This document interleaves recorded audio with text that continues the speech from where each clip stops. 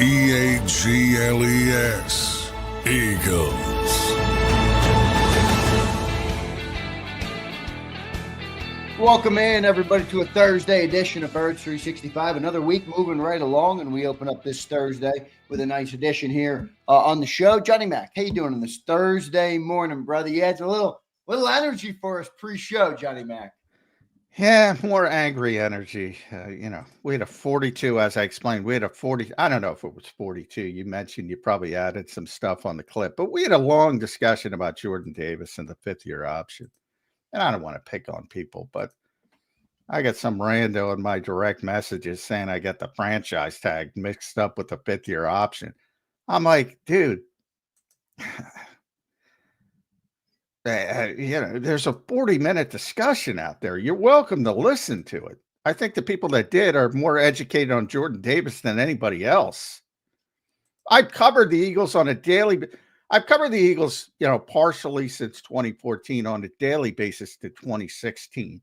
So that's Carson Wentz's rookie season. So every first-round pick, every year, I got to do the same story unless they move on a little bit early, like Jalen Reagor, whether they pick it up like Devontae Smith or whether they turn it down like Andre Dillard or somebody like that.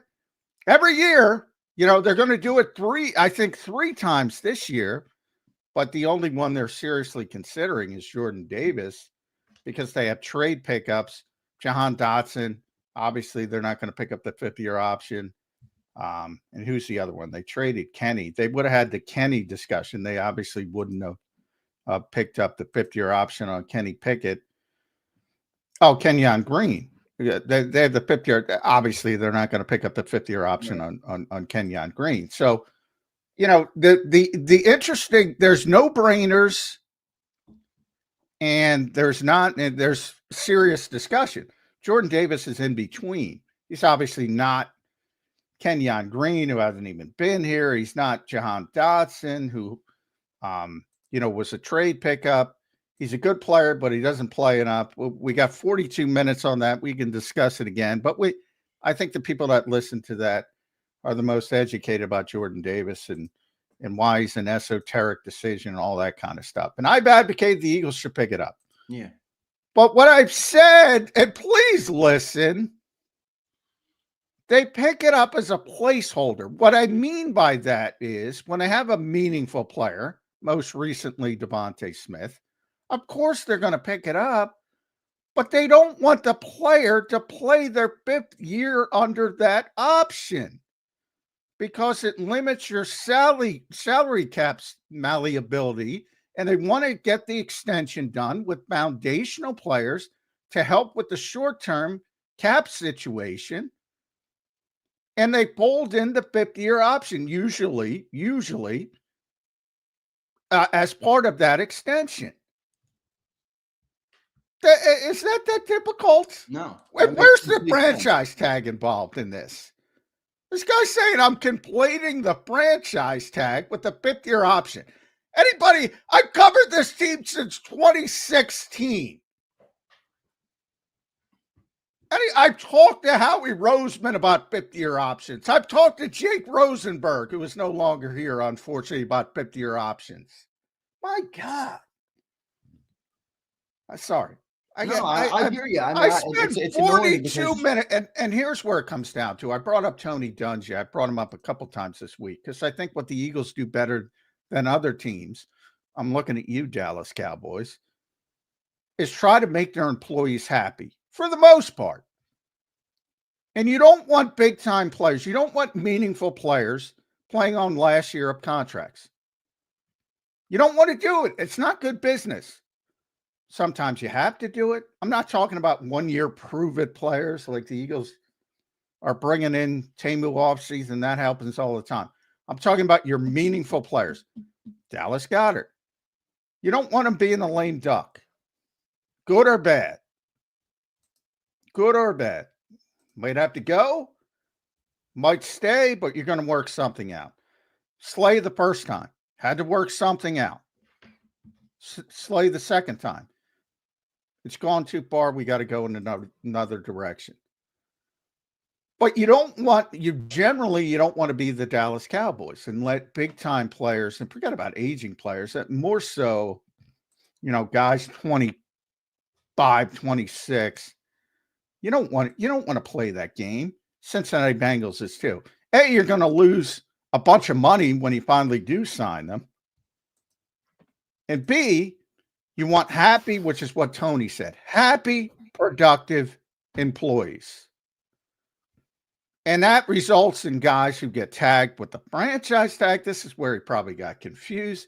That results in guys playing on 50-year option, that you want to be meaningful parts of your team moving forward past the 5th year. Anytime that situation pops up, especially in this generation, it's probably not good business. And it doesn't happen to the Philadelphia Eagles that often. It did happen with Hassan Reddick, and you saw what happened. He outperformed his contract, wasn't happy, dramatically outperformed his contract, 2022, wasn't happy. And you saw how that ultimately unfolded. That may be the reason why the Eagles were so early with Saquon Barkley. Right. Who knows? But anyway, sorry. No, good tangent, and I think a necessary tangent, because you're out here giving people information, and if they're going to get it wrong, at least, if you're going to argue or disagree, that's fine, but get it right. I mean, you got to get it right. A nice tangent to open the show here on Earth 365. I want to welcome and thank everybody for being here this morning. As I mentioned, a Thursday edition. Not much new in Eagle land other than Johnny Mack spoke with a couple of players yesterday. Lane Johnson spoke. Azeez Ojulari spoke. Zach Bond spoke. And did you speak to Adoree Jackson as well? I saw him show up with he did. He was later. I was dealing with a tree guy, so I wasn't there. Oh. But I had to go back and listen to Adoree. But it's funny you say that, because I think he was, really the most impressive of the day. Which means nothing, obviously. Lane's the Hall of Famer, Zach's the All-Pro, but right. We know those guys. And they're just talking about big money contracts, and they're stars, and that's what they are. I think the more interesting part of it at this point is the newer players, and it was, you had Azeez Ojulari and Adoree Jackson, who, to me, I think you have the highest ceiling player, and they bookended each other, in the highest floor player of all the Tangbu offseason signings, in my sort of estimation. Adoree was really engaging. I think he was really impressive. Azeez was more paint by the numbers, and that's fine. He doesn't want to make bold predictions or do anything rash, but I was hoping to get a little bit more from Azeez, but and I was a little bit late getting to him because we were doing the show. He showed up a little bit. He was supposed to go at 10 o'clock right after the show, but went a little bit early. And Adoree was later in the afternoon, but really impressed with Adoree Jackson. I think he's the one guy who I look at that they signed, and I know people are more excited about Ojulari, and he probably has the higher ceiling. But if there's one guy I say, all right, that guy's going to be on the team and contribute, that would be Adoree Jackson. He could be a starter, or he could be Isaiah Rodgers, the cornerback 3, but he's going to contribute. I feel pretty comfortable saying that. How was he graded out the last couple of years? Because he was a really good player a couple of years back. You remember when he signed that big contract? He was a pretty highly sought after player. Now, obviously, not so much anymore. The Eagles wanted him. One-year deal, but The Eagles wanted him. He was actually scheduled to visit here. Right, and the Giants didn't let him out of the room, right? Yeah. Giants didn't let him out of the building. And he spoke about that a little bit. He knew a bunch of people with the Giants he went to Southern California. So those guys, they're like Georgia guys. A lot of colleges are like brothers for sure. Yeah. So there was a lot of people, he said, both on the team and support staff and coaches. So he knew a lot of people there. So he just felt a little bit more comfortable at the time. And he was a big money guy. I think he signed a 3-year, $39 million contract, maybe something in that range at the time. I think it was 3 for 36 or 3 for 39. So something like that. somewhere in that range. But he was a big money guy coming off. He was a first round pick in Tennessee, played pretty well. And he was, he was in demand. So different stage of his career. The Eagles had significant interest. But I mean, no, he's graded out very well, except for the 2023 season. He bounced back. This year is 38th of 116. If you want to look at it, that's decent on a bad team. Yeah, I think that's pretty solid. Now, he didn't play as much as he used to because they drafted Deonte Banks and they wanted to get some younger players out there, which makes sense for a rebuilding team like the Giants perpetually. But if you look at his first year, he was 15th of 116 as a starting corner. And his second year with the Giants, he was 31 of 118. And he had one bad year, but he bounced back. So, he's been a pretty solid player throughout his career. But, I don't want to say he's a star, but pretty solid player throughout his career. And when you see the uncertainty with the Eagles at the cornerback position, basically, again, it's March, whatever. Got to look at the dates. I think it's the first day of spring today, Johnny Mac. Yeah. We're cooking, baby. We're moving right along. Yeah, and but right now it's Kaylee Ringo. Which is fine projecting it. My gut feeling, and I'm not an insider. I don't work for the team. My gut feeling would be that Adorie's going to be the other guy. I don't know why I say that. I just don't know if Keely's polished enough as a player. I know it would be like, if it's not now, when is it going to be? He's going into year 3 now, but I just feel like Adorie's good enough to, I feel like that's a better replacement for Darius Slay than going to Keely Ringo. I don't know why I feel that way. That's just I think, from the standpoint of that's how they did it last year. You had the one vet with the young guys, and now do you really want to play 3 young guys? Who from a playing time experience, Quinyon Mitchell would be the veteran of the group from just the playing time experience. Taking the most snaps. I mean, that's bold. But the Eagles, they only have 4 30-year-old players, as we said yesterday. Hat tip to Jimmy Kempski. They're young all over the place, which there's a lot of good to that, but there's some bad. And, last year they had Darius Slade. Last year they had Brandon Graham. Right. I mean, even Josh Sweat and, second. Sweat. Yeah, Josh Sweat. I mean, even Mekhi Becton at his age coming in. The whole point of Mekhi Becton playing is because one of these young players didn't seize his opportunity. Exactly. All of them aren't going to seize their opportunity. So I put it up yesterday on Twitter. I'll try to find it real quick. When you think about all the young players the Eagles are expecting to step up, or not expecting, but hoping. I know they don't like to use that term. As Howie would say, hope is not a strategy. So what they've done is they brought in competition for each of those particular positions where they want a young player to step up. And part of it is draft proofing the roster. But, and which I think they've done a pretty good job at, by the way. I mean, I know you're not. They always do. They always. Yeah, I know it's Temu, but I do think there's a method to the madness when you're signing some of these 1-year deals. I think they've done a pretty good job at draft proof. Yeah, I agree with that.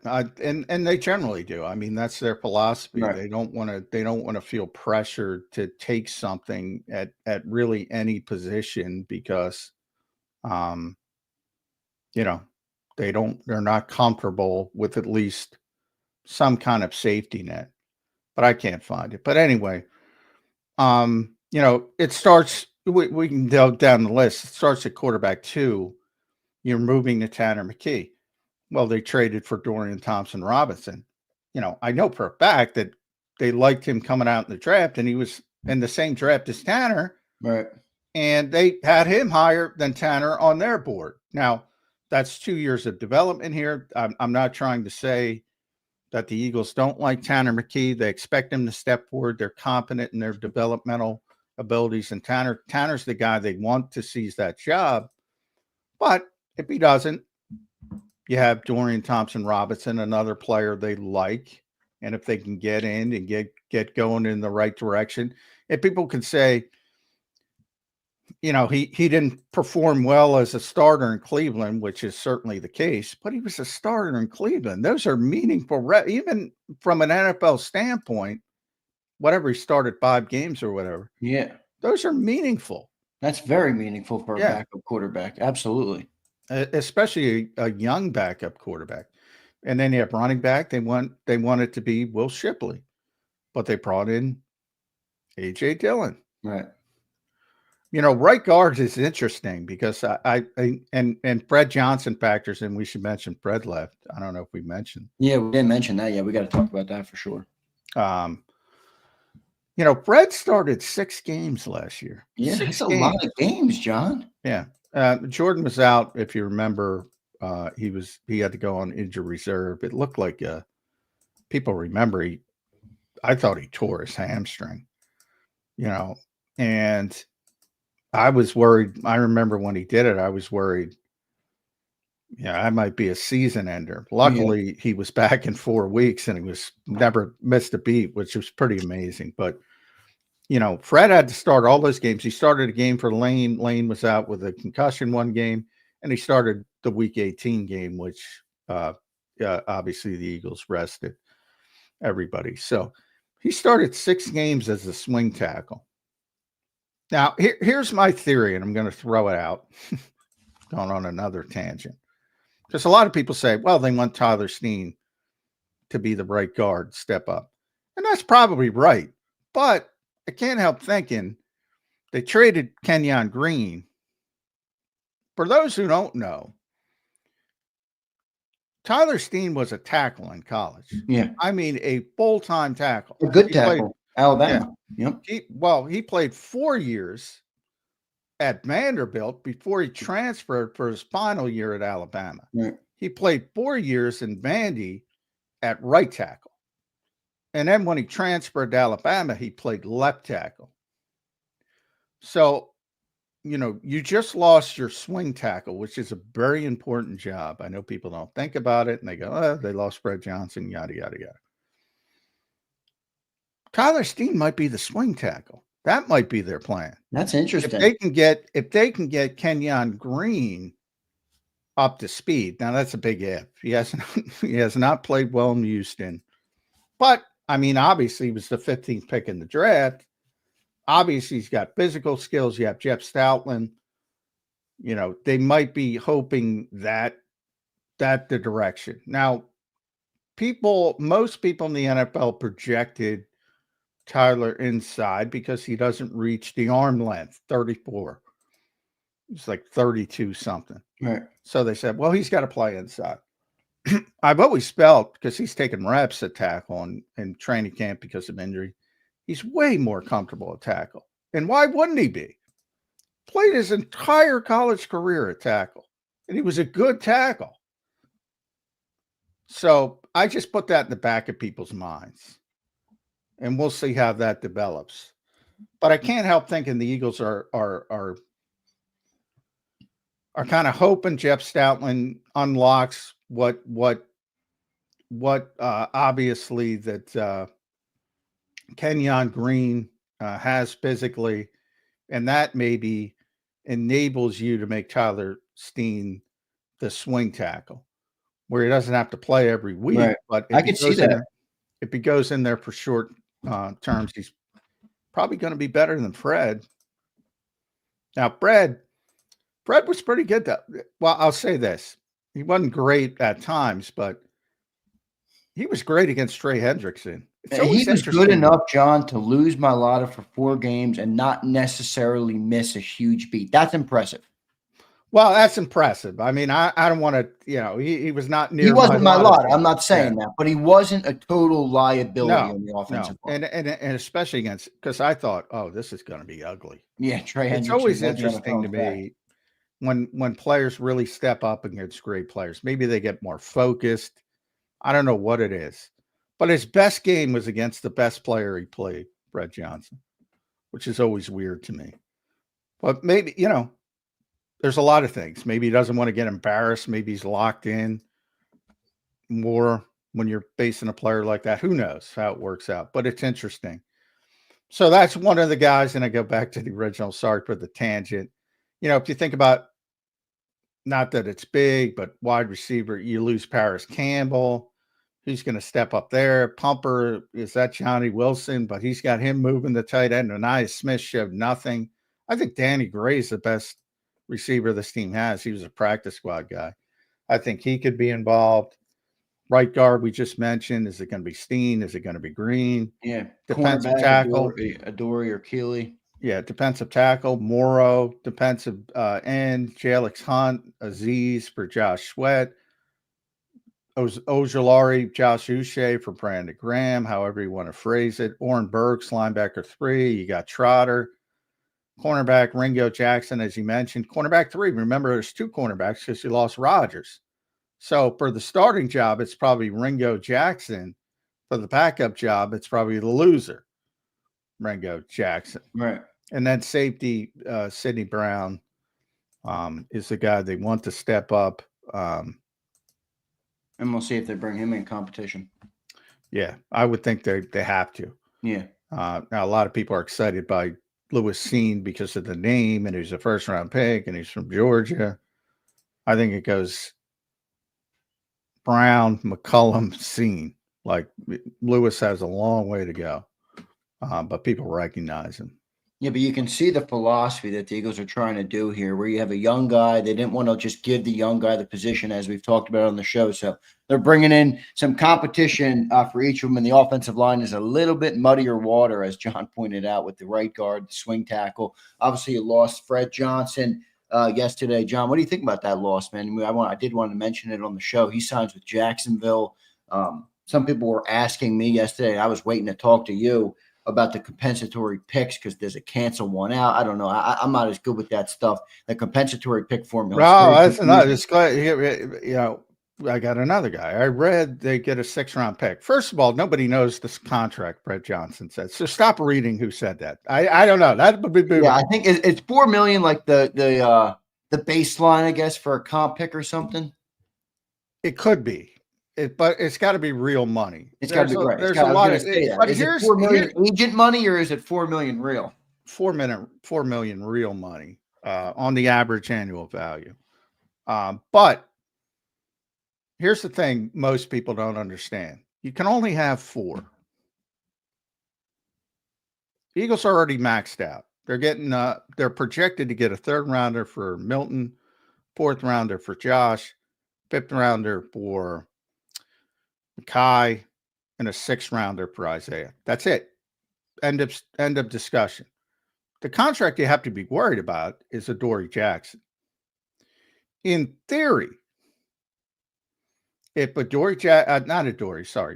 Ojulari, I apologize, because he's the guy who's maybe in the 4 pick number, maybe in the 4 or 5 man. If his contract is big enough, Aziz Ojulari. And my guess is it isn't, only because Howie and Bryce Johnson, who's the new Jake Rosenberg, are really good at their jobs. Yeah, and they know this formula. Yeah. And my guess is it isn't. So they're maxed out. Number one, they're maxed out. But if for some reason they woke up one day and they forgot their jobs, and Aziz wipes out the 6th-round compensatory pick for Isaiah Rodgers, then in theory, Brett Johnson could factor in if his deal is big enough, but his deal ain't going to be big enough. Now, can I say that with 100%? No, because I haven't seen the deal, but he ain't making $5 million. It's Yeah. going to be 1 year better in men. If you're being real, it may be a couple incentives. So, as we stand right now, and it could change because of Azeez Ojulari, the Eagles are maxed out on comp picks. They can't get any more comp picks. I think, most people don't understand that. Two, again, if Azeez and the Eagles don't care about that 6-round pick, 6-round compensatory, which is possible, I guess. And his contract is too large and wipes out the 6-round pick for Isaiah. Then any contract, whether it's Fred, there's really nobody left.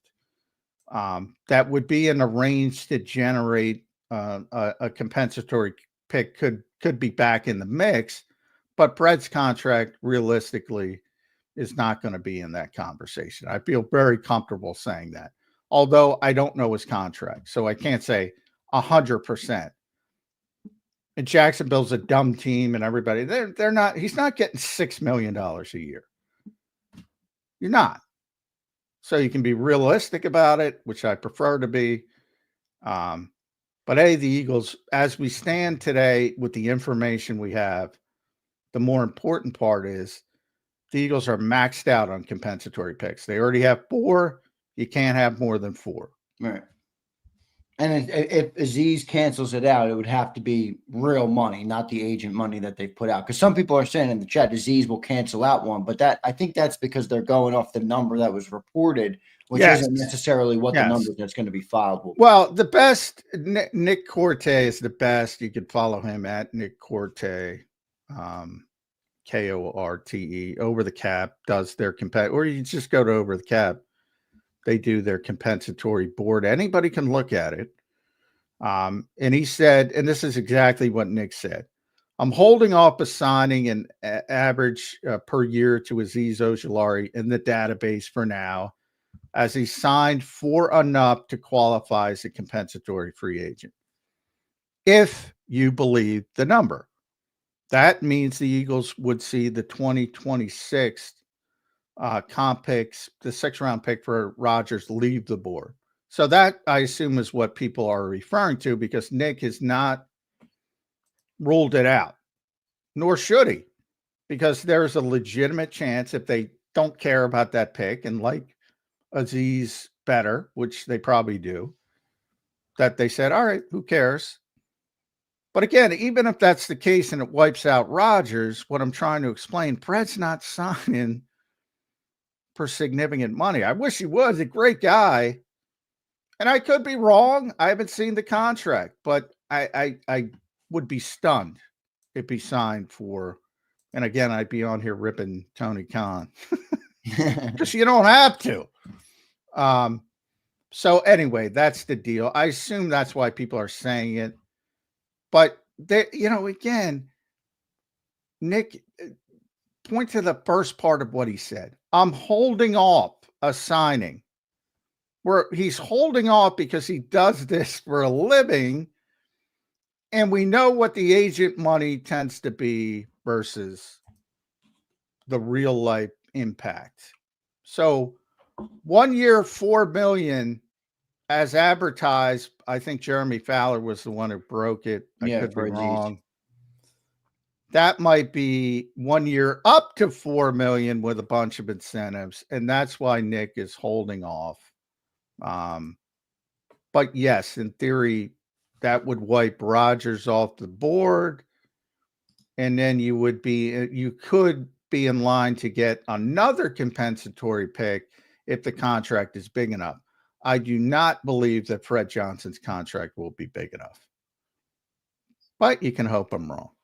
We'll see what happens there, John. Good breakdown. A good first segment here. We had to debunk some narratives. We got into comp picks. We got into some of the contracts, some of the moves that the Eagles are making. So pretty good stuff, John. I do want to talk to you about the secondary when we come back a little bit. I want to talk about Reed Blankenship. You mentioned something on Quinyon Mitchell yesterday that I want to talk about further, with him potentially moving over to take over for Darius Slay. And you mentioned the bigger responsibility that has. So I want to talk about that a little bit. We'll talk about that I have updated thoughts on Jordan Davis. I know we might not want to go back into that, but I'll give you those later on in the show, and we'll continue to break it down. We'll talk some NFL draft as well. How far are we from the NFL draft now?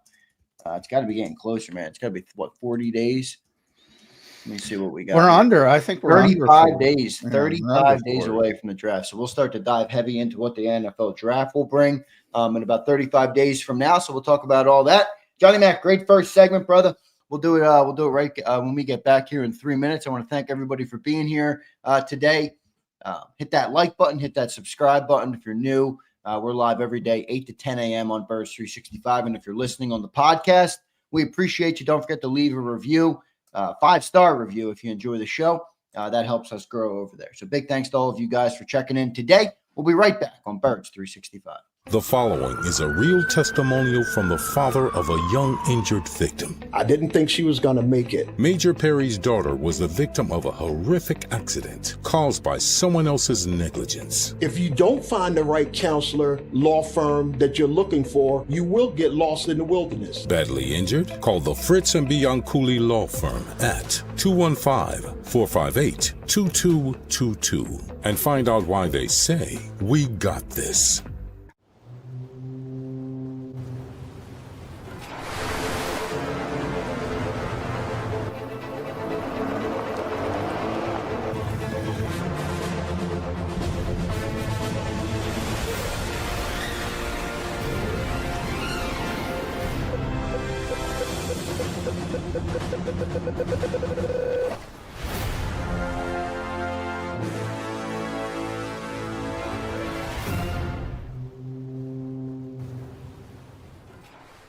Your financial future is on the line. Are you ready for what's next? At Leone & Company Wealth Management, we help young professionals, business owners, and pre-retirees navigate the complexities of building and protecting wealth. For young professionals, we'll help you grow your wealth, plan for your future, and make the most of your hard-earned dollars. For business owners, we provide strategies to protect your company, manage risks, and create a lasting legacy for both your business and personal wealth. For pre-retirees, we'll design a plan to secure your retirement, ensuring you can live comfortably and confidently in your next chapter. Whether you're just starting out, managing a thriving business, or preparing for retirement, we're here to help you take control of your financial future. The first consultation is on us. Get the advice you need without the cost. Let's make your financial vision a reality. Take the next step. Scan the QR code to schedule your free consultation today. And of course, go Birds.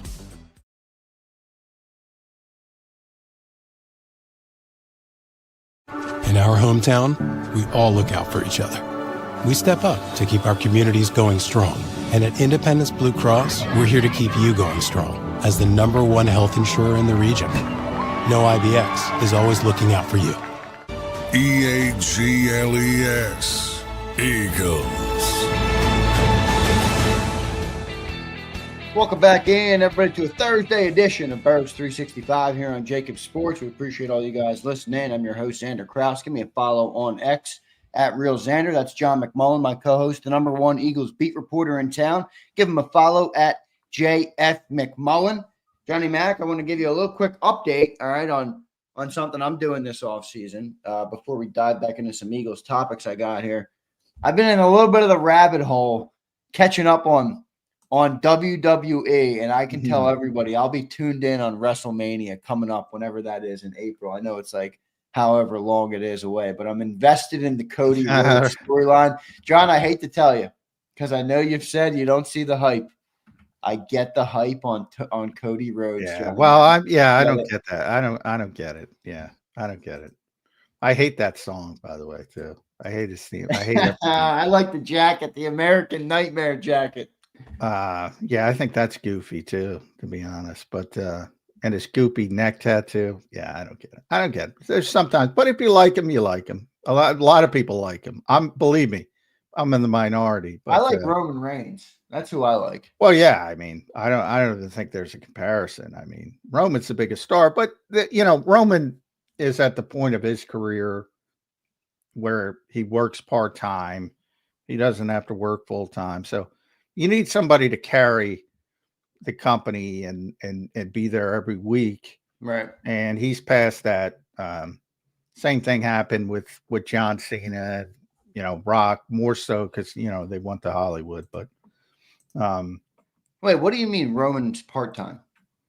He's not. He has a very limited schedule because he became such a big star. Right. So you don't have to do as much of the dirty work. You don't have to be on Netflix every Monday night. You don't have to be on SmackDown every Friday night. It used to be much worse, but pro wrestling's a grind when it comes to the travel and stuff like that. And when you get to be the star that Roman is, that's the first thing you do. You scale back. I tell you what, I watch those dudes in the ring. I'm like, their bodies must be destroyed, man. Well, it's funny because there's so many football players love wrestling. I always say, they do. Always so many love it. And there's a lot of football players that go into becoming wrestlers, and every single one of them says pro wrestling is much tougher on their body. Yeah, I could see that for sure. Than football. Every single one of them. So, yeah, but anyway, I don't get. But people like WrestleMania 40. I was there. It was in Philly. Yeah, that's right. I remember that. And just the it was sort of like an Eagles atmosphere. A lot of tailgating. A lot of people out there. I've never seen more grown men with championship belts proud to wear them around. That's the funniest thing ever, man. Come on, guys. But anyway, I heard that song so much because it's 2 days. I'm basically there all day. I heard that damn song constantly. You're done with that song. Oh my God. I will say I love production. I love live events, and they do. Nobody does it better than WWE. Nobody. I went to one when I was like younger. I had I liked Rey Mysterio when I was a kid, but I was like too young to really remember liking it. But I got to go to one just because I love production. I love live events. I love looking at the way you should have won last year because it is amazing. Like I've been to Super Bowls. Nobody does it like they do it. No, WWE is unbelievable. But all right, I digress. I just wanted to tell you guys that I was doing that. I know a lot of our listening base loves the WWE. And then you have your base that's like, oh, I'll talk about wrestling. Oh, we're going to talk about whatever here on the show. All right, we'll get into the Eagles stuff. We got plenty of that all off season long. All right, John, here's my next conversation for you. Let's get into it right now when it comes to the Philadelphia Eagles. Yesterday, we talked about Jordan Davis. All right, we talked about the contract, projections or potentially what that could look like and whether the Eagles will do it. Well, I want to go to that defensive side of the ball again, and I want to look at Reed Blankenship. I think he's going to be a guy that gets a contract soon, and I want to kind of lay out what that might look like for the people. Good, because I want to know what it's going to look like. Yeah, it's going to be a tough one, but I do want to at least talk through it and see if we can, gauge some clarity on what it might look like. But your initial thoughts when I say Reed Blankenship, when I say new contract, what comes into the head there in terms of a ball? Number one, the Eagles want to give him a new contract. I'm very confident on that. You can figure out why on your own. They're going to give him a new contract. I don't know what it's going to look like. He's obviously not going to get paid like Antoine Winfield Jr. or Derwin James or Minka Fitzpatrick, yada, yada, yada. Those are your top safeties on the market. Right. Where does it begin? I don't know. My guess is they want to keep it around CJ level, which was 9, 10. How about around what Justin Reed just got? Well, 10, yeah. I mean, he got what, 3 years, 31.5, I think he got.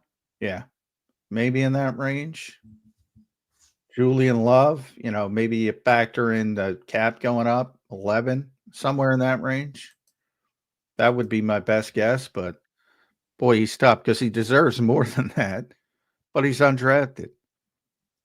And that complicates things for the player, for the negotiation. The teams try to take advantage of that. That's what the Eagles did. Let's be honest. I mean, the Eagles, it's not a bad thing. It's a smart, but it is also team friendly. They did it with TJ, who was undrafted. They bought out his, restricted free agency year by giving him money early because they said that's pretty good. And they did the same thing with Reed. But, they're getting a good deal. The team's getting a good deal. And the player feels good because he comes in undrafted and he's like, security. But he's outperformed that. And how high does it go? I don't think it's going to go much higher than Justin Reed. By the way, did you see Justin Reed was on Kay Adams' show talking about people went, yeah, they were going to pay Justin Reed. They weren't giving Justin Reed a 3-year contract. They were not. Well, what he said, made a lot of people think that the Eagles were really in on him. How did you decipher it? I deciphered it as the Eagles like the player. They've always liked the player. That part's true. He's very close to Christian Parker, which he said on the show. He's got a history with the Fangio scheme, which he said on the show. So all of that fits. But, Christian Parker don't make player roster decisions. So I'm sure, if he's texting with Christian, Christian's very invested. And I'm sure if the Eagles could get him for 1 year at a decent number, they would have said, yeah. But I think there was this presumption because somebody else put out that the Eagles were in there. Look at their offseason. You think they're going to turn right for Justin Reed? We're going to do this. We're going to be very disciplined. Yeah. So part of it is true. They like the player. They've always liked the player. And if he didn't have interest to where he could get a 3-year deal and it was a 1-year prove it deal, they probably would have pressed a little bit harder. But yeah, there's a lot of players close to coaches and vice versa. Coaches don't make roster decisions. Some do, very few, but some do. And position coaches don't make roster decisions, certainly. So anyway, tangent day. It is tangent day. I'm looking at some of the contracts for safeties on the market just to give some people some reference points. John obviously mentioned Antoine Winfield. We're nowhere in that ballpark, but just so you know, he signed a 4-year, $84 million deal with $45 million guarantee, with an average annual value of $21 million. We're nowhere in that ballpark. Derwin James is number 2 at $19 million average per year. Minka Fitzpatrick, one of my favorite safeties, obviously, Bama guy, 18.4 is his average annual value. Xavier McKinney, you guys remember, Eagles were interested in Xavier McKinney last year. They really interested in Xavier McKinney. They wanted. He got 16.7. So 4 years. And they bailed. Remember, they bailed, and they really wanted Xavier McKinney. I mean, really wanted. His guarantees were low. He only had $23 million guaranteed of that $67 million deal. Yeah, but they're very disciplined, man. Yeah. A couple of years ago, they really wanted Marcus Williams, and they had a number, and it went over that, and they walked away. Yeah, Marcus got a similar deal. He got 5 years, 70, 14 average annual value with $32 million guaranteed. So those are the top safeties. Like, I like Reed Blankenship a lot. I don't think he's particularly close to those guys. So if you go down to the second level, you see some guys like Javon Holland just got signed by New York this year. He had 3 years, $45 million with 15 average. I think that's still probably a little high. You go down to Chauncey Gardner-Johnson, 3 years, $27 million with $9 million. Justin Reed, we talked about 3 years, $31 million, 31.5 with 10.5 million average annual value. I think all those guys are a little above CJ or above Reed Blankenship. And then if you go over to PFF and look at where Reed's graded out, he's graded out a lot worse than most of those guys. He's down at 48 on the safeties for overall defense. Is 10 too high for Reed Blankenship? I don't think so. I think it might be a little bit too low, but we'll see. I mean, the Eagles are going to try to get a deal. I mean, that's what, and, I thought CJ was underpaid, but CJ's underpaid for a reason. And he's often his worst enemy. Yeah. So, Cam Bonham got 15 million, a little bit of a, is he better than Cam Bonham? I'd rather have him, but I'm a little bit biased from seeing Reed growing every day, seeing him, what he means to the team. As Slay mentioned, Slay got in trouble for letting everyone in on what the team thinks of him. So I'm sure he's not getting 15, but there's a player who signed this offseason that I think he's better than. But that's a real thing. The undrafted stigma is a real thing. I don't think there's any way he's getting 15. So, CJ was at 9. They probably want to keep it around that range. Again, maybe the uptick in the salary cap from last year to this year kicks that up to 10 or 11. That's where I think they want to be, in that wheelhouse. But that's pure speculation. It's a difficult one. Every once in a while I say, that's a difficult one. Mekhi Becton, I said, you had people, he's going to get 50. I mean, that's a difficult one. Reed's a difficult one. Yeah, some guys, Milton was not difficult for me. Not difficult. I said 20 million. Yeah. That was the floor. You ended up being low, and most people thought you were too high to start. Yeah. That was not difficult. Mekhi was difficult. Reed's difficult. Where would you go for Reed Blankenship? Because I do wonder, man. I think about all these contracts coming up, John. We talked about, why they moved on from CJ with cash, and people are like, oh, that's not a viable reason. I'm like, it absolutely is. You know how much money they're going to have to put in escrow next year? You got Nolan and Jalen Carter, John, coming up next year. Yeah. I mean, people say that don't understand. They're in the moment. I mean, just think about that, though. Nolan is going to get what? 25 million. If Nolan has 12 sacks this year, what's his contract going to be? 20 to 25 million a year? Yeah. Might be less. That might be low. Yeah. You see where the edge market's going. Yeah. What did Danielle Hunter sign for yesterday? 35 or 36 million dollars. And Danielle is, I don't think he's 30 yet, but he's getting there. 35.6 million he got. No, I mean age-wise. Now it's short term. He already signed. That's just like a sort of a Saquon Barkley rework. He is 30. Phenomenal player. Don't get me wrong. It's been maybe the most consistent pass rusher over a really long period of time. But, that's a big number. That's a big matzo ball, Jerry Seinfeld would say. Edge rushers, I talked about it with Ojulari 15 times now. That's my concern with Ojulari. People trip over themselves in this league to pay edge rushers. Yes. If Nolan Smith gets 12 sacks next year, they will trip over themselves. Now, he won't be available, but you get my point. The Eagles understand what it would mean, and that's part of the reason. Like, people flippantly say, well, Jeffrey Lurie's got cash.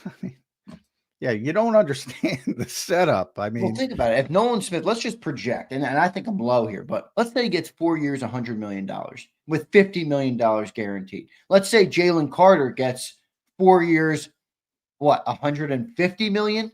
I think that's probably in the ballpark of what he's going to get, $35 million a year. Yeah. 100 million plus guaranteed. That's 150 million large. You got to put in escrow in a week. I'm telling you now, Larry wants some cash, man. I don't even pay no mind to people. No offense, but if you believe that they don't need cash, you don't understand the system. And there's only so much we can do. If you don't want to understand this, that's fine. All right, but it's a real thing. But so much of the NFL is esoteric. And, I brought it up with Jordan Davis yesterday. I said, it's almost like you have to be worse on defense for him to prove his worth. That's one of those things. In the case of Nolan Smith, if you don't want to end up paying those numbers Zander just said, you have to hope for him not succeeding. Yeah. You don't want that as a fan, right? No, you don't. So if he becomes what you want him to become, that's going to be his worth, and that might be on the low end. As we're pointing out where the edge market is going. And boy, how quick, because I was writing about Brandon, after his retirement. So I was looking at Nolan because he had mentioned Nolan is the leader of that room. So November 24th that's when Brandon tore his triceps against the Rams. Nolan Smith's high water mark was 33 snaps. Decent amount, but 33 snaps. In one game. 65 to 70 is average range. From November 24th to the Super Bowl is 9 games. 9 games, he changed the narrative. That's how quickly things can change. And he played very well over that time span. Now we're talking about he's the leader of the edge room, and he might be a $25 million player. That's how quickly. But I bring that up to also press the caution button. It's a small sample size, man. Right. And that's why I find it very hard to believe that there's still not another move to come at edge rusher. We'll see what they end up doing there. The reason I brought up those 2 names, though, is because I do think, does it muddy the waters on what you're willing to give Reed? I mean, it would for me. If you think about it, they just got rid of C.J. Gardner-Johnson. They didn't want to give him $8.5 million of cash. They got to pay Reed. They got Nolan and Jalen Carter coming up in the pipeline. I mean, let's be real. Jalen Carter's going to break the bank, and he should. He's that good of a player. I mean, I don't know if Reed's as easy as we think here with this contract. I think you're still talking from an NFL perspective, $10 to $12 million. That's not going to upset anything. I don't think Reed's the guy. Guys who are in the, like, you got to pay Jalen, so you can't pay Milton. Like, you project to pay a little bit of a better comp. Yeah, I got you. You got to project to pay Nolan down the road, even though I don't think that's the way the Eagles were thinking, but it's working out that way. What do you mean by that? You don't think that's the way they're thinking? No, I didn't think that's the way they were thinking with Josh Sweat. Not that they're not thinking they have to pay Nolan. That's not the way. Like, they've known for years they're going to have to pay Jalen. He's only been here for 2 years. Yeah, right. They know they have to pay Jalen Carter. Like, they know. With Nolan, it was more up in the air. I just said it's been 9 games. So I think with Josh, but it worked out that way. Like, can you pay Nolan Smith $25 million, pay Josh Sweat $20 million? No, probably not. Now, they did it at what people would say that at wide receiver. So things are changing. Cincinnati just did it. If you pay AJ, can you pay Devontae? Well, they paid them both. Cincinnati went even to a higher level, and they're arguably them or the Raiders are the cheapest team in the NFL historically. You got to pay your good players, and that's where the Eagles are. And the Eagles have shifted a little bit to running back and linebacker where they probably didn't think they would. So that complicates things as well. So I've said it from the start of this offseason to have sort of this demarcation line of the true players you want to build around foundationally, and everybody under that line is going to be expendable. Reed is under that line, but he's not close enough to that line to be a problem. And by that, I mean, it'll be easy to get him done for the Eagles. Yeah, we'll see what they end up doing there. A lot of moving parts, John. I brought this up yesterday, and I'm going to give you my thought on Jordan Davis as I thought more about that. We talked about it with me and Sills yesterday, but we'll talk about that in just a second. When I look at this defense, and you can tell me if I'm off base on this, but I like storylines like this. Almost with the exception of Zach Bond, every person on that defense right now is playing for a massive contract, whether it's next year or 2 years or whatever. You look at all the 1-year guys they just signed. You even look at some of their staple players. Jalen Carter, he can't fall off a cliff. Nolan Smith, if he gets 12 sacks, the guy could be making he could be $100 million player. Quinyon, Cooper, Reed, Nakobe Dean, almost every guy on that defense, John, has a bag of money dangling out in front of him, whether it's in Philly or on the open market. And that was aided, I think, by what you just saw. Milton Williams get paid, Josh Sweat get paid, all the free agents this year get paid. I think it's going to be a hungry unit. That doesn't guarantee success or anything, but I do think that's a good thing to have for a young defense, that everybody's motivated, everybody's got at least something on the other side to chase. Yeah, I mean, I think that's pretty much every NFL team. I know, I mean, there's always guys that are in a position where, especially on their rookie deals, they can make a lot of money or they can go in a negative fashion. So I don't think that's necessarily an advantage, but I think, it's a complication because the Eagles have so many good players. I mean, they got to pay projected. They got to pay. That's the whole point. It's not about 1 year. They're looking down the road and they see what's coming up down the road. Yeah. Jalen Carter is certain to set the market, as certain as you can be. Yeah, and he's certain to be re-signed. He's not going anywhere, Jalen. Barring an act of God, he's certain to set the market. I don't even say re-signed, certain to set the market. By that mean he will be the highest paid defensive tackle in football in the history of football, from whenever to the next guy, the next big time guy. That's the way NFL contracts work. So whoever's number one, he's going to go above that number. He's that guy. Cam's going to be close to it. I don't think he's quite that guy, but he's going to be top 5 center. Then you have 2 years with Carter, Nolan Smith, as you just mentioned. If he hits a home run this season, look out. Then you have 2 years down the road with Quinyon and Cooper. Look, you saw you see the cornerback market. Look out. Look out is right. Even Jalen Hunt, so many people are high on Jalen Hunt. Well, if you play Nolan Smith and Jalen Hunt performs, look out. And Jalen Hunt doesn't have a 5th-year option. So after not this season, after next season, he's going to be up for the extension. Yeah. Same with Cooper. Well, everybody's up after the 3rd year, even with the 5th-year option. Yeah, even with the 5th-year option. You have more. You have a little bit more lenient. The 5th-year option to get back to where, what that is for the Dallas Cowboy teams, But basically, you take a first-round pick. Right. And if you want to play hardball the way the Cowboys play hardball, you have them under your control for 6 years, because you not only have the 5th-year option, but then you can tag them for the 6th year. And really set, if you want to go tag them again, you can tag them again, 7 years, but 6 years on paper.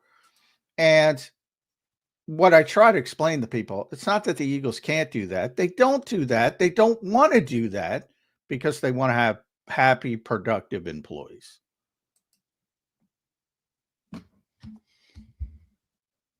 A lot of contracts coming up, Johnny Mac. We'll see what they end up doing. I want to circle back on one thing we talked about yesterday with Jordan Davis, and it's not regarding the 5th-year option, as we started the show on a tangent with, but I was thinking about our conversation. I actually re-listened to some of our conversation just in producing and pulling clips and stuff like that.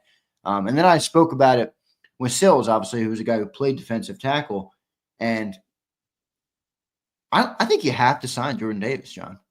I think you have to. If your defense can't stop the run, you can take that number 1 defense and light it on fire and kiss it goodbye, because you'll never be the number 1 defense in the NFL if you can't stop the run. It's like the first thing you learn about football. Run the ball and stop the run. If you can do those two things, you can build something. Jordan Davis is our guy that stops the run. If we get rid of him, who cares what else we do? We might have to pay Jordan Davis, John. So Seal says, and you believe him, but I I get it. So he played. I'm talking about both conversations, though. He played defensive tackle, but well, the problem is, the complication is the Eagles were so good stopping the run with 4-man fronts. That's the complication. But and I said yesterday, and I hope people listen, and you can get it at the JAKIB Sports YouTube site because it's up there, all 42 minutes of it. You got to assume you're going to be able to continue to do that is very, very dangerous. I'll just put it that way. And just because you did it, I say it all the time, one of the most difficult things for NFL teams is to be honest with themselves. And if you go last year, well, we stopped the run with 4-man fronts.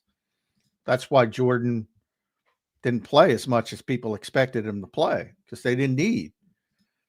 And I brought up the counterintuitive nature of that. Almost to prove his worth, they have to be worse defending the run. It's a weird evaluation. But the Eagles know, I believe, what his value. So to me, and I was thinking about it too, because I bandied back and forth and, he doesn't play enough and people in that camp and yada, yada, yada. And I let that seep into my brain a little bit too much. To me, thinking about it, it is a no-brainer to pick up the 5th-year option. The problem isn't the 5th-year option. The problem is the extension because they don't want him to play under the 5th-year option. They don't want him to play on. They want an extension. So, what does that look like? Which we got into a little bit. And that's the difficult part of it. Because they don't want, they want the salary and the set, they want an extension. They want the player. They want the salary cap flexibility. They don't want him to play under that 5th-year contract. Right. Now, you pick it up in May of 2025, just like you picked it up to with some other players. Only when a player is a failure, like Andre Dillard, like Jalen Reagor, though they got out of the Jalen Reagor business before they had to do that. Yeah, obviously, you decline it. They're going to decline the option of Jahan Dotson. They're going to decline the option of Quinyon Green because it's now their responsibility. With Jordan Davis, I think the more I think about it, yeah, it's a no-brainer to pick it up. But that's the easy part. The easy part is, all right, then you got to work out the extension. And what does that look at? What does that look like? Because then it comes in, well, he doesn't play that much. He doesn't get sacks. I don't want to pay him $18 million a year. What is he going to accept? Yada, yada, yada. Right.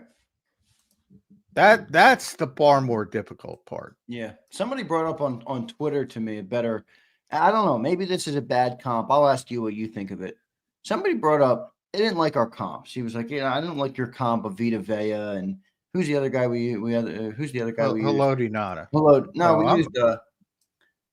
Who did we use yesterday? Why am I blanking on who we used? I just compared him as a player. I don't know. I don't recall, but might have been Vita Vea. But anyway, what about Poona Ford? He graded out really high last year. Played more snaps. He's 29 years old. He was excellent in run defense. Like I think a top 5 run defense grade for interior defensive lineman in the NFL. And he just got 3 years, $9 million a year with $27 million. Well, I think if the Eagles could get that deal done, they'd do it yesterday. I mean, yeah, I don't like that. Why is Jordan Davis' market so much higher? Well, why would it be so much higher than that?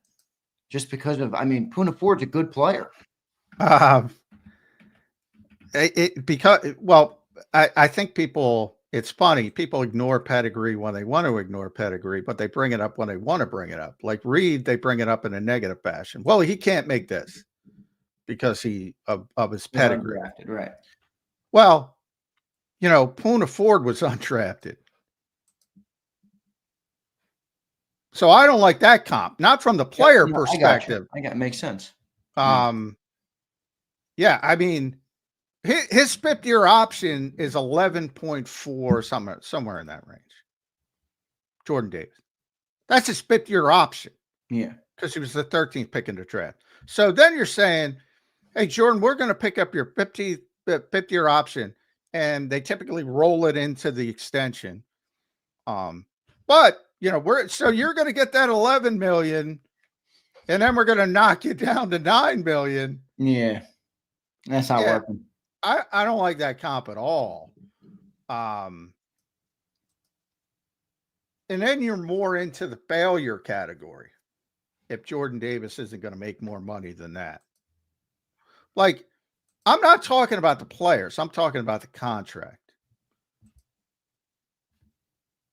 He's in a different realm from a negotiating leverage standpoint. Poona Ford is the Reed Blankenship of defensive tackles, of nose tackles. I get he's comparing them as players, and saying, well, he makes this, so you should make this. Doesn't work that way. It just doesn't.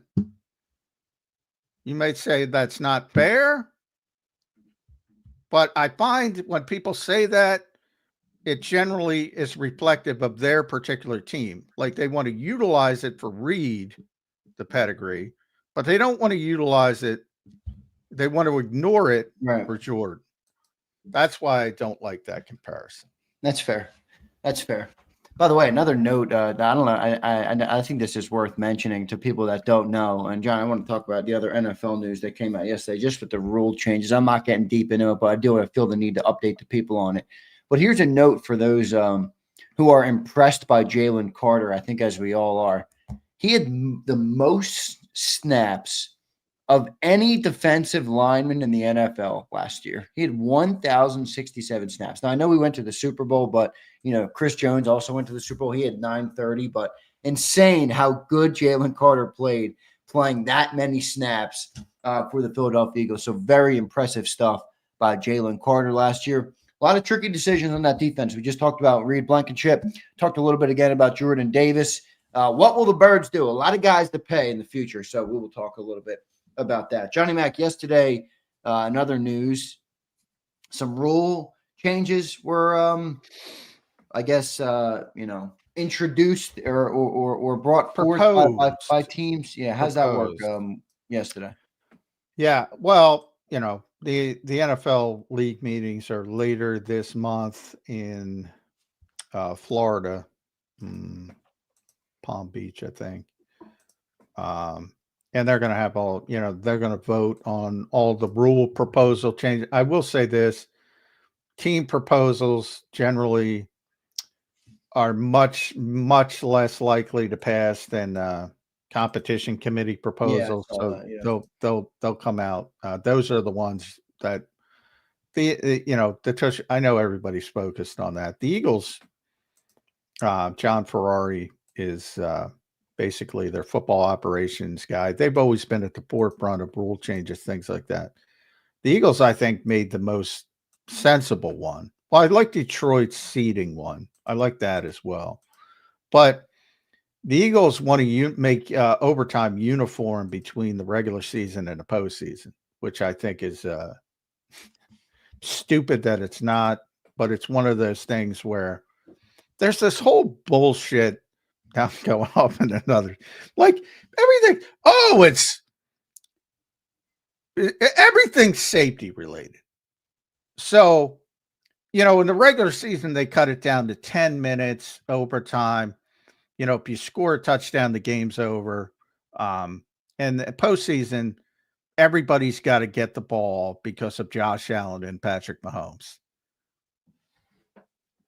A couple years ago. Because that game was so exciting, they changed the rule. And Mike said, but safety's such a big deal. You can't keep the guys playing because they could get hurt and yada, yada, yada. And then in the postseason, when we don't care, we just want to be entertained, safety's out the window. It's bullshit. Anyway, that's my bullshit hypocrisy standpoint. But obviously, it should be uniform. Half the players in the league don't know there's a different rule for overtime in the regular season than the postseason. I don't Why would they? Yeah. Why would there be a different rule? That's what I don't understand. I just told you, safety. But they don't care about safety in the postseason. It's so because stupid. Because Josh Allen and Patrick Mahomes had a great duel Oh, and Josh Allen did get a chance. Shut up. My recommendation to the NFL is stop listening to everyone who is trying to ruin your fucking game for their specific lane. You can't make everyone happy. Just do what's right for the game. That would be my recommendation. But they try to make everybody happy. They try to listen to, we got to get, Josh Allen didn't touch the football. Let's get him the ball. It's safety. They only care about concussions, but let's pretend we care about safety. Right. Anyway. What are we, 10 years from two-hand touch? Yeah, maybe. I said I'd laugh about that. I no longer laugh about it. No, I know. I no longer laugh about it. You said 15 to 20, right? Didn't you a couple weeks ago? Might be less than that with the way we're moving, John. Herb Mushnick, an author who's a big safety guy. I laughed at him. I no longer laugh at him. They're winning. The safety people. Should they be winning? No. Yeah, I agree, but I always say, but Herb is big on we should ban youth football. I go, well, first of all, I think we shouldn't, but I think we should. I think it's hilarious. Like, I'm not in the business of telling anybody how to live their life. If parents put their kid in football, man, they can put their kid in football. Here's the thing: kids can't make rational decisions on their own, so you don't want to. That part I get. But here's the thing where I've argued with her. What Irv, with adults, I'm like, the risk. Yeah, exactly. I'm with you, and you should be able to do what you want to do, but. Where I give some, and Irv's a very smart guy, and I gave him some credit, but where he misses the point is the danger to football. I argue the most dangerous area of football is actually high school football. And the reason is because there's some kids who develop this unbelievable strength and explosion in high school, and they're playing a bunch of CYO people and they might destroy them. And that is the most dangerous aspect. Once you get to college and pro, college a little bit less evens out a little bit more, right? Yeah, it evens out. And the pros, you only have great players. And again, I think you should be honest about when you tell professional football players, hey, this is very dangerous. And there could be some repercussions to playing this. Not just head trauma, your body, joints, knees replacement. It's very, very dangerous, but they're adults and they can make their own decision. I think that's where we should be as a society. With kids, there's no explosion. When you're seeing pee-wee football, they're just running around in circles having fun. When you get to high school, that's the danger. And you get these monsters like you're a little bit too young. You remember Fast Times at Ridgemont? Absolutely. You get Jefferson in high school football, who's just a monster beating up on Spicoli, these. Right? I'm not forgetting. That's Spicoli. Yeah, right? Spicoli. Yeah, but the football, I was thinking of the right movie. If you remember, Spicoli wrecked Jefferson's car in the movie. Jefferson was the football player. Who was just angered and destroying that. Now, obviously, it's a comedy. But, yeah, it's funny. You get the point. There are guys in high school who are just so, and then you got a bunch of other guys who are just playing to impress girls and wear the uniform and yada yada yada, and they shouldn't be out there. And they're out there with guys who are going to be 5-star recruits, and that's where the danger is. But anyway, yeah, I don't know why I went down that discussion. Well, no, because it makes sense. I mean, it makes sense. You have people talking about safety, and you're actually giving a spot where the safety conversation makes a lot more sense than grown men making millions of dollars a year to entertain hundreds of millions of people a year. I mean, come on here. We know what we're doing. Everybody knows what we're doing. We're all adults. And even for kids, I'm sorry. Like, that's what parents are for. If kid doesn't show up and play football without his parents helping him do it. I mean, well, and then there's the argument that a 25-year-old, which is true, and certainly a 22-year-old, 25-year-old thinks a lot differently than somebody 50, 55. That's the circle of life. We all think that way. Whether we're playing football or not, we think we're indestructible at 20, 25. We make some dumb decisions. We do some stupid shit and you mature. That's, yeah, come on. You can't hold everybody's hand through everything. And it's a cost-benefit analysis for most football players. And everybody I talk to is well aware of the dangers of playing this sport. And they're very well compensated, and they make that decision that's worth it. They're adults. If you want to say you're not an adult till 30, we can have that discussion. Talk to the government. That's bullshit. Exactly. Exactly. It's like we made the decisions we made as a society. You're 21 years old. Make your own damn decisions. Everybody's so damn worried about everybody else. I know. It's so about weird. Yourself. Focus on your fucking own sandbox, everybody. Good Lord. All right, Johnny Mac. We got a couple of super chats I want to get to. I did just want to bring up the rule changes just so everybody was aware that they were filed. And they're not going to pass the tush push, so don't even worry about it. And I said it. And by the way, somebody else said it. I'm glad. I don't know. Might have been Brian Hoyer. He said they're going to convert every freaking quarterback sneak anyway. What I've been saying for years. They already did. Who gives a shit? And they're not going to ban it anyway. They might ban it down the road when they word it correctly and get pushing out of the game everywhere. Not only on the tush push, down the field when you're pushing running backs for get it out of the game. Yeah, that honestly makes sense to me. Put the pushing thing, but anyway, I don't want to get into it. Anyway, let's go to a couple super chats here. I want to thank everybody for being here today. Another great show. We still got a couple of topics I want to get to today. And then, John, we had some super chats that were for you yesterday, and you had to dip off early. So I'm going to read a couple of those to you. I'll pull those up on the screen a little bit later on in the show. So we'll do that after I read these. Jason 18, what's up, brother? Good to see you in here. Jason 18, one of our great legend members. He says, what do you think will happen if Uche or Ojulari pan out? Do we pay them too on top of Davis, Carter, and Nolan? Very intriguing. So many players to pay. No. That's part of the problem with Azeez Ojulari. And I heard this. Well, if you're signing him for 1 year, $4 million, why don't you sign him for 2 years, $8 million? Well, I'm sure the Eagles would love to, but they can't. I mean, what part of the reason he's here is to get right back to free agency. He wants to play on a good team, get 7 sacks, 8 sacks, whatever. Yeah, both are using each other. The team's using him, and he's using the team. Get right back to free agency and make $15 million or somewhere like that. And if that's the case, then that's what you just saw with Mekhi Becton, $10 million. You're not back. So it's probably a 1 year deal for both, and good or bad, because if they play well, they're out the door, and if they play poorly, they're out the door. If they're mediocre, maybe you bring them back on another 1 year, $4 million. There. Yeah, exactly. Tough conversation there, but John makes a lot of sense with it. 18, thank you for the super chat, brother. Appreciate you as always, my man. Mills checks in. What's up, Mills, our resident Cowboy fan? He says, AJ to the boys for the 12th pick. We are scared of y'all. Yeah, I'm sure the Cowboys will. Yeah. I'm sure the Cowboys are dumb enough to do it. And I'm sure the Eagles would like to see AJ Brown score 3 touchdowns against them every year. Yeah, I don't want that, Millsy.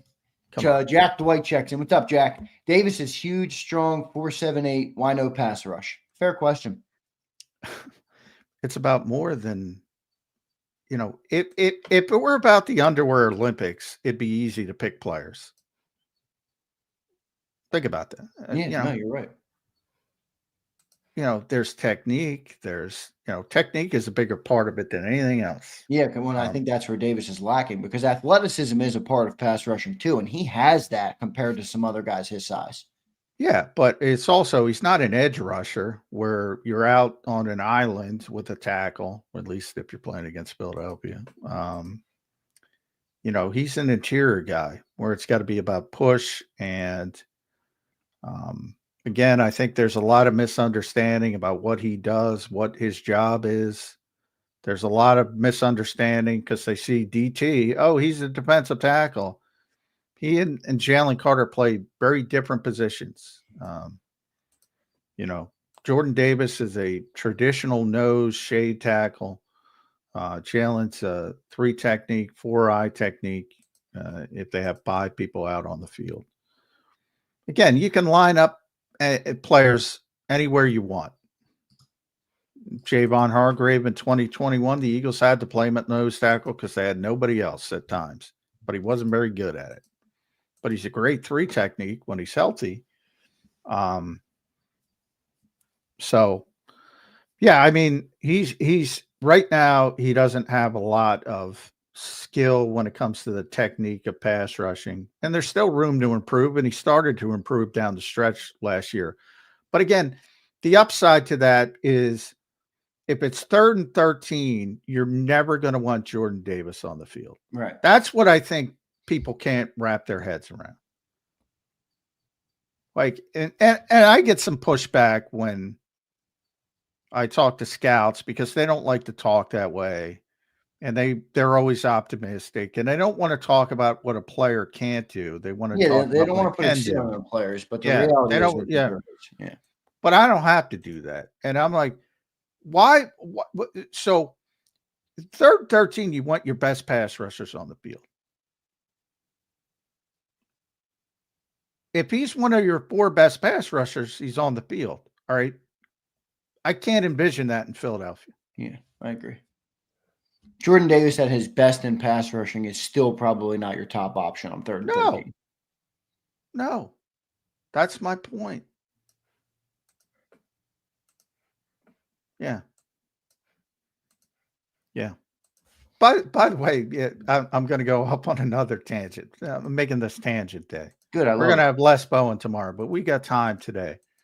When I was talking about scouts, it just entered in my mind because they're very optimistic. They don't like to talk. Like I said, they don't like to talk about what a player can't do. They like to talk about what he can do and where he can go and yada, yada, yada.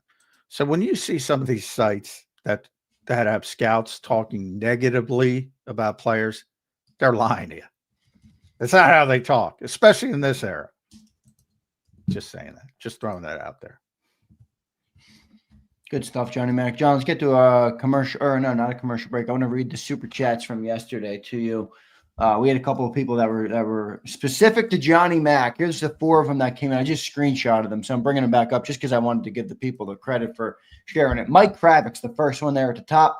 He says, what do you guys think about Trayvon Walker on the trade block? Very intriguing. Very intriguing. John, he fits everything the Eagles are trying to do, except that he's going to need a big-ass contract. Yeah, and he's from Georgia. I've said they have no headliner. They need a headliner. And if they could swing that, obviously there's your headliner. Now, he hasn't lived up to expectations because he was the number 1 overall pick in the draft, but he's also gotten 10 sacks, I think, in a couple seasons. So, if people expected him to be Aiden Hutchinson, all right, he's not that, but he's still really good. And he would be the best pass rusher on this team walking in the door. Look, I mean, there are certain players, Myles Garrett obviously being the most notable, where you could figure, even in this maintenance offseason, as Howie calls it, Temu offseason, as I call it, there are certain players they would bend over backwards to try to get. I haven't gotten a feeling that he's that, but I try to get him here. I try to explain what I would do versus what the Eagles would do. I don't think the Eagles are good enough at edge rusher. I agree. But the problem with him wouldn't it go back to the contract talk that we just had? They got everybody to pay. We just talked about the complication of paying Nolan Smith. Now you're going to bring in Trayvon Walker. Well, you're putting same thing with Myles Garrett. You're putting him in the group immediately. You're putting him in the group, that demarcation line, above and below. He's above the line of getting paid. Yeah. I'm not saying the Eagles, again, I want to make this very clear. I'm not saying the Eagles believe that because I don't know. I'm saying if they would do something like that, Miles, it's easy. Miles Garrett, it's easy. Obviously, he would be above the line. I would put Walker above the line. I am very, very concerned about this edge rushing room. Very concerned. Way more concerned than it seems like the average Eagles fan. There's a lot of upside, but it is completely unproven. Completely unproven.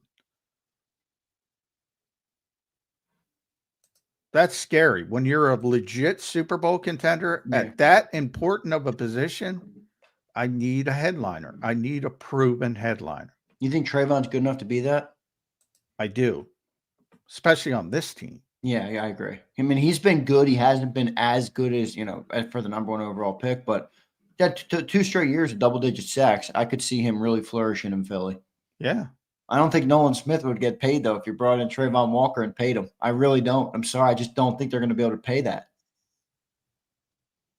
Think about it. Now you have Jordan Davis making, let's just say, anywhere between 12 and 18. You have Jalen Carter making anywhere between 32 and 40 million. You're going to have Nolan Smith, who's probably north of 20 million. You might even have Walker, who's north of 25 million.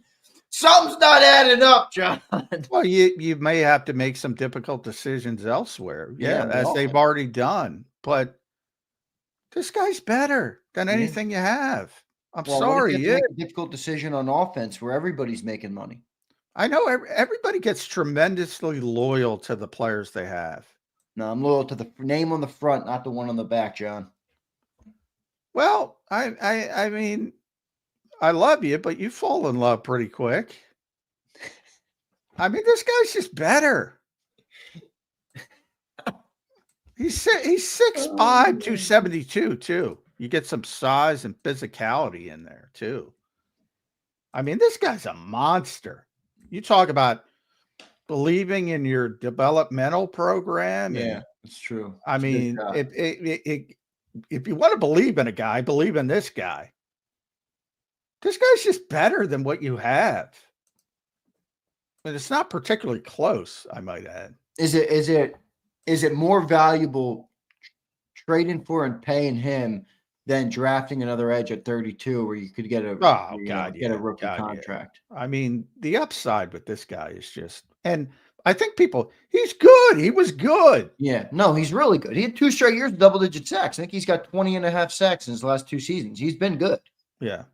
I just wonder if, because, John, where they are, I think they're in a mode where they need to capitalize on their draft picks. They know that.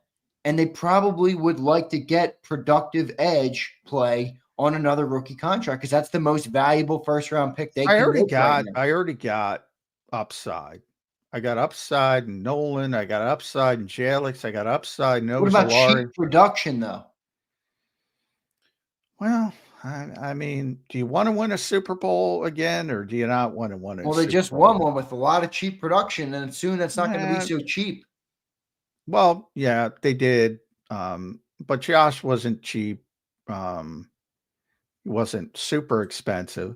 But again, I think people downplay what Josh was for this team. I don't know how to say it at this particular position. I want a headliner. Yeah. They do not have a headliner. You can talk yourself into it over 9 games. Which is basically what I've done, on Nolan Smith, but I'm not saying you're wrong. I don't, you can cross your fingers. It could work out, but I'd prefer to have a more proven commodity at that position. Makes sense. Good super chat there from yesterday. Mike Kravick. Thank you, brother. Oh, wrong thing. Let me hit this. Mike, thank you, man. You guys, we had 4 supers yesterday that we missed for John, who had to leave early. So I just wanted to read them to him. So that was the first one from Mike Kravick on Trayvon Walker. Great question, Mike. Thank you, brother. William Robinson is next. He dropped 2 in. John, he says, I had a realistic prediction that we go 11-6 this year. This includes strength of schedule, roster turnover, new coaches, startup costs with rookies, new players, and growing pains. What say you, John? And then he says, and we two-peat as a wild card. Eagles glasses on. LOL. LOL. Go Birds. Well, I think I had them at 11-6 last year, so I undersold them. But yeah, I mean, we haven't even hit the draft. So, I mean, right now they're clearly not as good as they were last year. Right. So but again, there's a lot of moves and machinations to come. Got some more turnover in the coaching staff. Yeah, I would expect a step back. I would have expected a step back if somehow they could have been the first team in the free agency era to run back everybody. Just from the standpoint of how everything clicked and health and all that. So I don't know what it's going to look like. But right now, without adding anything else, yeah, they look like about an 11-win team. I have no problem with that. And they're probably not going to win the Super Bowl, but there's a lot of moves to come. And they got to hit in their draft picks, and maybe they got to do something on the trade market as we just discussed. But to assume that everybody is going to step up from Kaylee Ringo to Sidney Brown to Moro Ajomo to Nolan Smith to Jalix Hunt, Azeez Ojulari is going to become Zach Bond, this year's Zach Bond, yada, yada, yada. I mean, that is a big ask. Big ask. I mean, if you're going from an odds-based perspective, what you normally do, John, it's pie in the sky is what it is. It's basically impossible. It's not going to happen. Maybe one or two, but not all of them. Good stuff there. Appreciate the super chat, William Robinson. Thank you, sir. Appreciate it. Last one here from yesterday. Jason A-Team checked in with $20. Jason, we love you, brother. One of our legend members. You were in here earlier today as well with the super chat. We appreciate you. You know that, brother.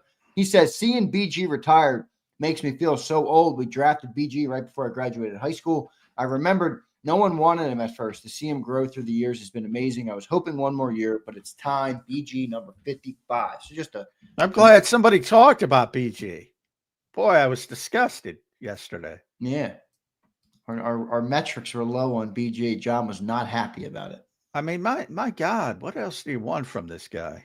No, seriously, John, this is funny. We signed Harrison fucking Bryant and get 7,000 views on YouTube. Yeah. And BG, a 15-year Eagle, legend in Philly, retires and we get 1,100. It's like, what's going on here? Yeah. I thought there was something wrong with the metrics. I'm like, did we screw up and not put this up at the right? I'm like, what the fuck is going on here? Yeah, I mean, I love the guy personally, but I also think he's a phenomenal player.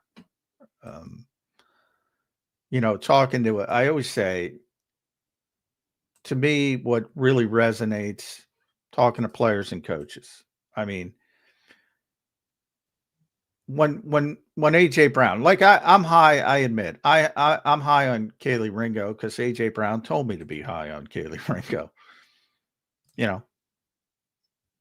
I'm hearing so many coaches talk so glowingly about Brandon Graham over the years, and they weren't bullshitting. Sometimes you're Lou Holtz and things. This guy was a problem for everybody that was playing the Philadelphia Eagles, and one of the great players in franchise history. Borderline Hall of Famer. I don't think he'll make it. I think he should make it. I really believe that. One of the best two-way edge defenders of his generation. Could do it all. Not a one-trick pony, not a pass rusher, not just, like, no offense to guys like Max Crosby, and they get all the money and I mean, Brandon Graham is so much fucking better than Max Crosby. Just as an overall player. I'm talking his prime, obviously. Not at 35, but You can make an argument, maybe even at 35. That's one of my favorite things about BG. He played amazing until the end. Well, he did, but he was, Yeah, they were cognizant he had to be. Max plays every play, so I'm not gonna. But Max, that's the thing about Max. I don't know why I just picked Max out, but he's a very good player. I'm not trying to dismiss that, but he's more just a pass rusher. Brandon did everything well. Everything well. Could play inside, could play outside, could do whatever you asked. And I know Jim Schwartz believes that. And I know Vic was only here with 1 year with Brandon Graham. Took him about 2 weeks to figure out I'm playing that guy at 35.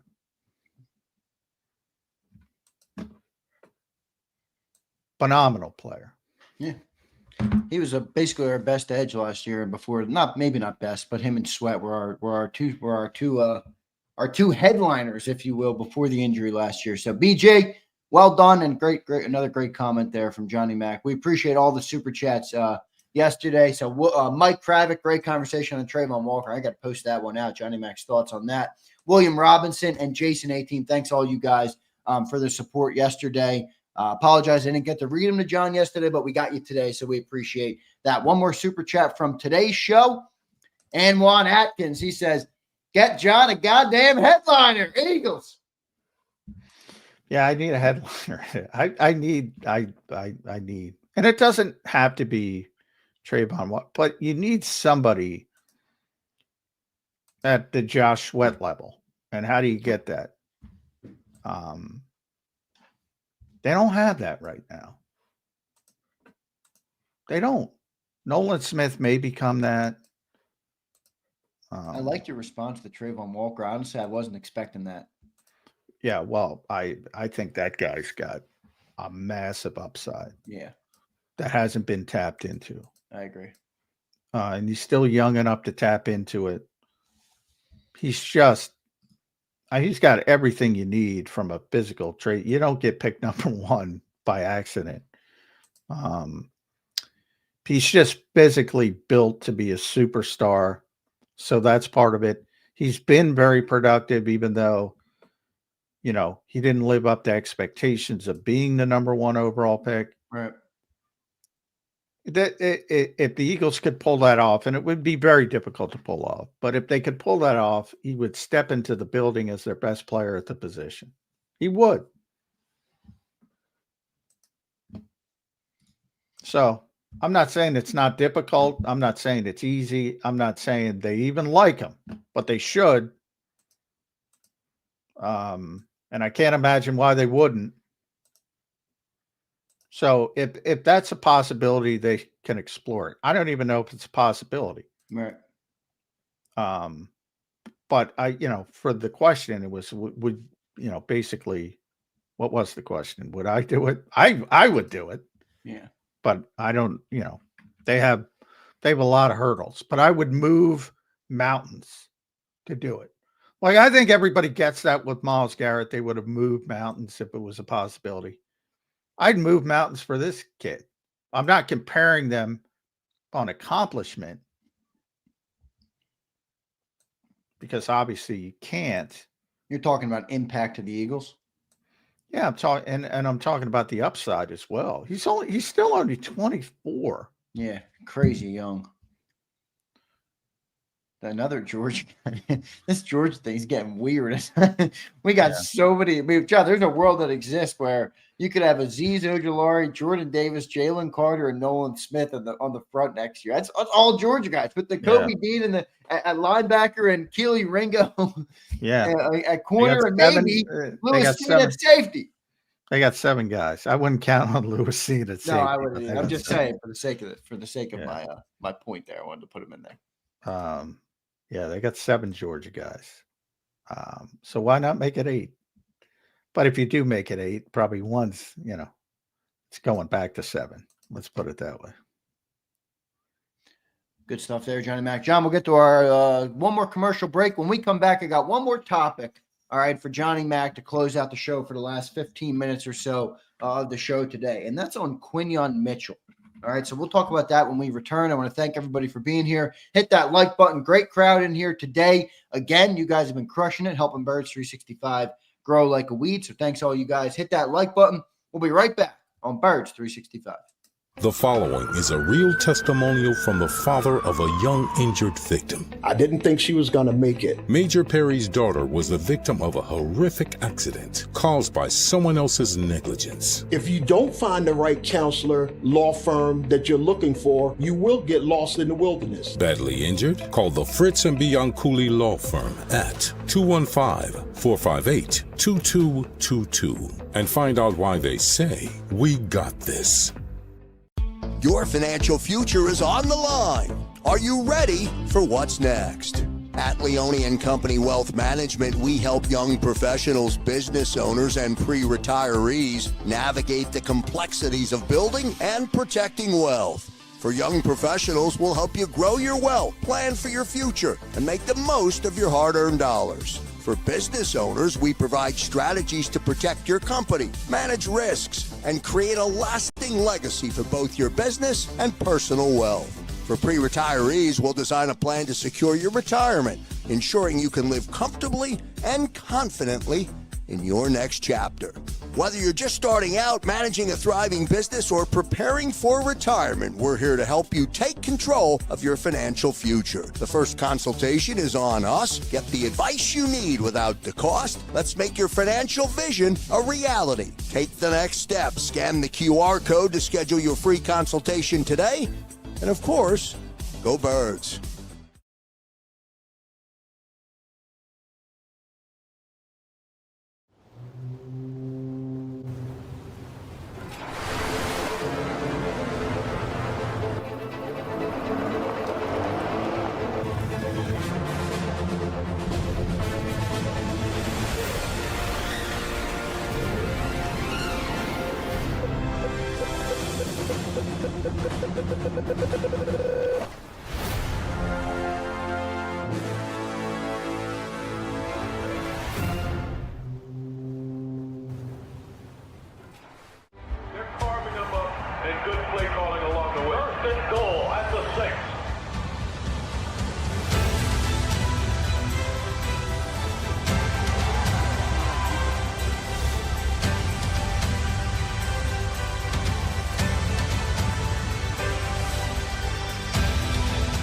Field of life, First Trust Bank is there for you.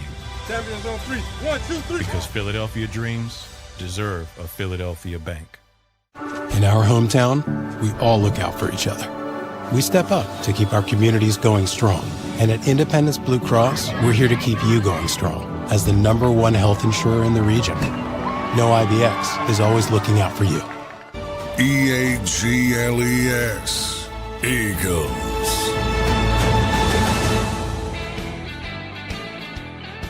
Welcome back in, everybody, to Birds 365, a Thursday edition of the show here as we wrap up this Thursday edition. Just 13 minutes left today. Johnny Mac, my last topic for you, by the way, for those listening, don't forget to hit the like button, hit the subscribe button, drop your comments down below, your thoughts on our conversation here, and give us a follow on X at Real Zander and at JF McMullen. Johnny Mac, last conversation I want to have today is on Quinyon Mitchell. All right. Last year, he was your right cornerback. Darius Slay was your left cornerback. Obviously, Darius Slay has moved on, signed with the Pittsburgh Steelers, a 1-year, $10 million deal. Yesterday, we speculated, will Quinyon Mitchell move to the left? Presumably, I think he would, and then Keeley would be fighting for that right cornerback spot. Is that how you see it playing out with Quinyon Mitchell moving over to the left? Yes, I mentioned that yesterday on the show. That's where generally you put your best corner in the NFL because most quarterbacks are right-handed, almost all of them. Do we have a left-handed quarterback? I have to think about that anymore. But yeah, so obviously they're more their dominant side is generally considered where you want your best corner. So that was Slay for many years here, and now it's Quinyon's turn. And it's not generally a problem that most corners have, flipping sides. if it does become a problem, maybe they rethink it. But, Right. you know, I don't think it'll be a problem. And it's hard to imagine you want to make things more difficult on Ringo to try to seize the more dominant, position from the quarterback's perspective than your best outside corner, which is Quinyon Mitchell. So, yeah, I expect him to play left corner and Ringo and Adoree Jackson to sort of compete at the right corner spot. So my question for you, John, based off of that, which we have, as you mentioned, we talked about yesterday, but yesterday you said there's a lot more responsibilities of the left cornerback that people are maybe forgetting when it comes to Darius Slay leaving. What are those responsibilities when you talk about what would Quinyon Mitchell have to take on next year that he didn't have to take on this year as a rookie? Well, it's more than just the position on the field. I mean, one, you generally put your best corner at left corner because of what I said. That's, we're more just from a natural motor skill standpoint. That's where quarterbacks are going to go more often than not when you're talking about outside the numbers, because they're more comfortable. That's the reason they're put there. As far as, and it's not as, I would say, as a big a deal as a team that's a heavy man coverage team, which the Eagles are not with Big Banjo, obviously. So, right. Quarters coverage is the same on both sides. If you look at some of the cloud coverages they use, and when they do go to man and when they do travel, which is rare, that would be Slay. That now has to be Quinyon. So it's not as pronounced as some top tier corners are going to. There's two ways. I mean, Belichick always felt the opposite way. He would leave his best corner on the second best receiver and take him completely out of the game. And then he would, double up and bracket the top receiver. So there's a bunch of different ways you can go about it. But from Big's standpoint, he's very zone heavy. It's not quite as pronounced, but when they did do different things, it was always Slay. And now it's going to have to be Quinyon Mitchell. And he played well, and it's time to step up to the next step of his career and be Slay on the Eagles. And, you're going to see if he can handle it or not. Yeah. I mean, look, I know he had a great rookie year. Believe me, I am by no means questioning Quinyon Mitchell, but it is a big jump. I mean, it's a bigger jump than I think people are, I think some people are like, oh, we have Quinyon, we're good. Life after Slay. I think it's a bigger jump than people are making. Oh, it is. Yeah, I think people are going to appreciate Slay more this year, but that's just my presumption. Yeah, it is. Oh, it's a much bigger deal. Yeah, and it's going to be a difficult play to replace Darius Slay. No doubt about it. Good stuff there, Johnny Mac. We are expecting Cooper DeJean to stay at that nickel spot, right? Yeah, as of now, I think so. It's still very early in his career. I don't think the contract stuff comes into it yet. But if guys are failing, Kaylee Ringo, Adoree Jackson, and they're not going to be able to handle it, then all options are on the table. But I think the hope is that Kaylee wins the job and Cooper's the slot and Quinyon's the other. I think that's what they have penciled in. But you got to win the jobs, these players. We talked about all these young players. They're not going to just give it to them. So it's a Tyler Steen situation. But I think it would go Ringo, and if he fails, Jackson. If he fails, then you might have to discuss it. But I think the floor of Adoree Jackson is going to be fine, that they're not going to panic. Yeah. Am I wrong to think Adoree Jackson is going to be the right corner? No, I would Yeah, I think I don't know. I like Keely Ringo. I know a lot of people are high on him. I like him because he played him unbelievable when I watched him in college, but I just don't know if he's ready yet for that. I don't know. I mean, this is a defense that, I think he's going to win the job. Do you? Yeah. But I think they have enough at corner to where they're not going to panic and move Cooper bigger. But yeah, I mean, hey, I'm leaning on AJ, man. He thinks he's good. I think he's good. Yeah, well, that's maybe I'm wrong, right? I mean, AJ Brown says Keely Ringo is going to be good. He knows better than me. He's going up against these guys every day. So, well, that's good. That's good conversation there with Quinyon Mitchell moving over. The whole secondary is going to be different. I mean, you got no CJ Gardner-Johnson, so obviously Sidney Brown, Tristan McCullum, a new body. Who's going to be the starter there? Obviously, life after Darius Slay, as we just talked about. And how will the rookies jump forward from their freshman year, from their rookie year, to their second season? We'll see how that goes. Johnny Mac, good conversations today, man. We hit them all, and still haven't gotten into the draft. The last thing I'll mention, I guess, is man, the draft getting put in the back burner for all the moves.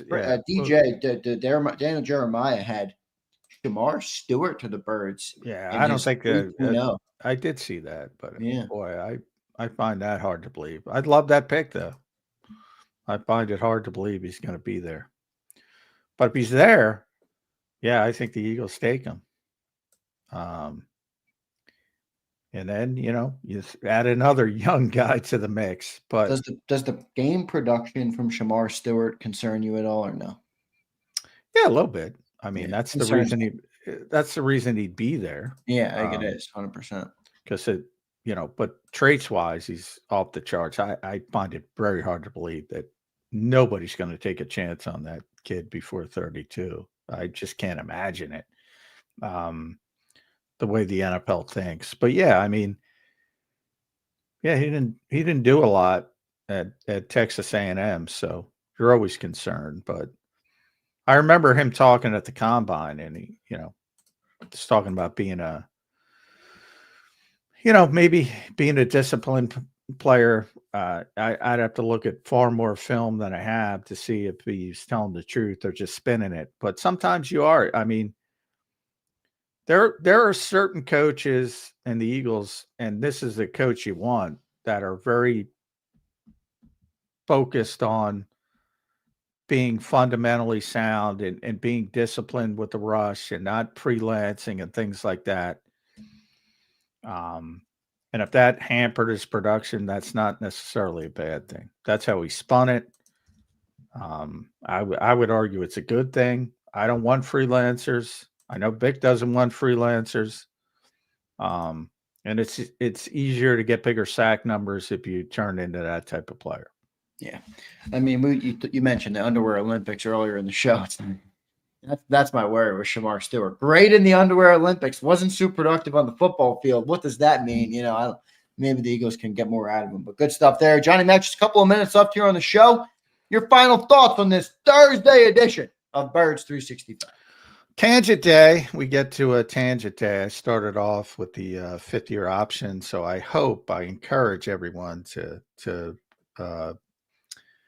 go on our YouTube channel, JAKIB Sports YouTube channel, listen to our Jordan Davis discussion. I think he's an important part of this team, but I get why people look at the playing time numbers and think otherwise. I get the argument from the other end of the spectrum, but it's almost like they have to be worse against the run to prove his value. And I think the Eagles understand it, how important he is. So I'm not worried about the 5th-year option, but I am worried about the extension and what that might look at, because the one commenter brought up Poona Ford. I don't think that's getting it done. Yeah, probably not. Especially like you mentioned, you're going to go down from the 5th-year option. That's not really going to work. So you're right about that. Johnny Mac, great show today. We will see how it all shakes out in Eagle Land. We'll see if they make any moves today. And if we'll all be live later on our Football 24/7, probably not, but maybe that possibility always exists with the Eagles. Johnny Mac, great show, brother. We will catch you tomorrow on a Friday edition of Birds 365. All right. Thanks, everybody. All right, there's Johnny Mac, John McMullen, the #1 Eagles beat reporter in town. Give him a follow at JF McMullen. All right, great work yesterday. Great work today on the show as well. Talked about Reed Blankenship. I'll post that segment up there. I knew it was going to be a tangent day this morning. All right, so whenever I'm always in the green room a lot earlier than Cilio and John. You know, I'm in there setting up everything, making sure everything is have my ducks in a row on production and stuff like that. So I was sitting in there from 7:30 on. Normally when John gets on, he's not the most talkative guy before the show. He gets on a couple of minutes before we go live. We chatted up for a quick second, and then we go live. Today he had some energy. All right, he joined in this morning. He had some pep in his step. He hit me like right away with a "What's going on?" And I'm like, "Whoa, John, you got a lot of energy this morning. What's going on?" And immediately he's like, "This fucking DM," and he starts ripping into the guy who was DMing him, and I was just cracking up. So I knew we were going to have a tangent show from the jump, and I love a little Johnny Mac tangent. So great show today. Appreciate all of our super chats. I'm happy I got to read our super chats from yesterday to Johnny Mac. Thanks to Curtis for reminding me. Curtis, you the man. All right, you the man. Appreciate that. And I'll take a couple of comments from you guys before I get out of here today on this Thursday. I will tell everybody there's two things I want to say. All right. We are going to have a giveaway tomorrow. All right. So we'll do our first giveaway tomorrow. And the one thing I'm doing differently, all right, so listen closely for giveaways compared to what we did during the season. Giveaways are not going to be at the same time every day. All right. So I'm not going to you can't just show up at 10:05 every day and say, "I'm here for the giveaway." It's not going to work like that. All right. I'm going to be giving them away here on the show, middle of the day, on the National Football Show with Dan Cilio, and you must be present to win. All right. So they're going to be at all different times. I will tell you all, though, tomorrow after the show on Zander Time, we will do a giveaway. All right. We will do a giveaway. So I will be doing that tomorrow. Another piece of business is I want to thank one of our great viewers, Slagger. I didn't see Slagger in the chat today. If you guys see Slagger, you let him know. I was looking for him. Slagger sent me. So yesterday I got in the mail. Let me pull out the things. I already put it away.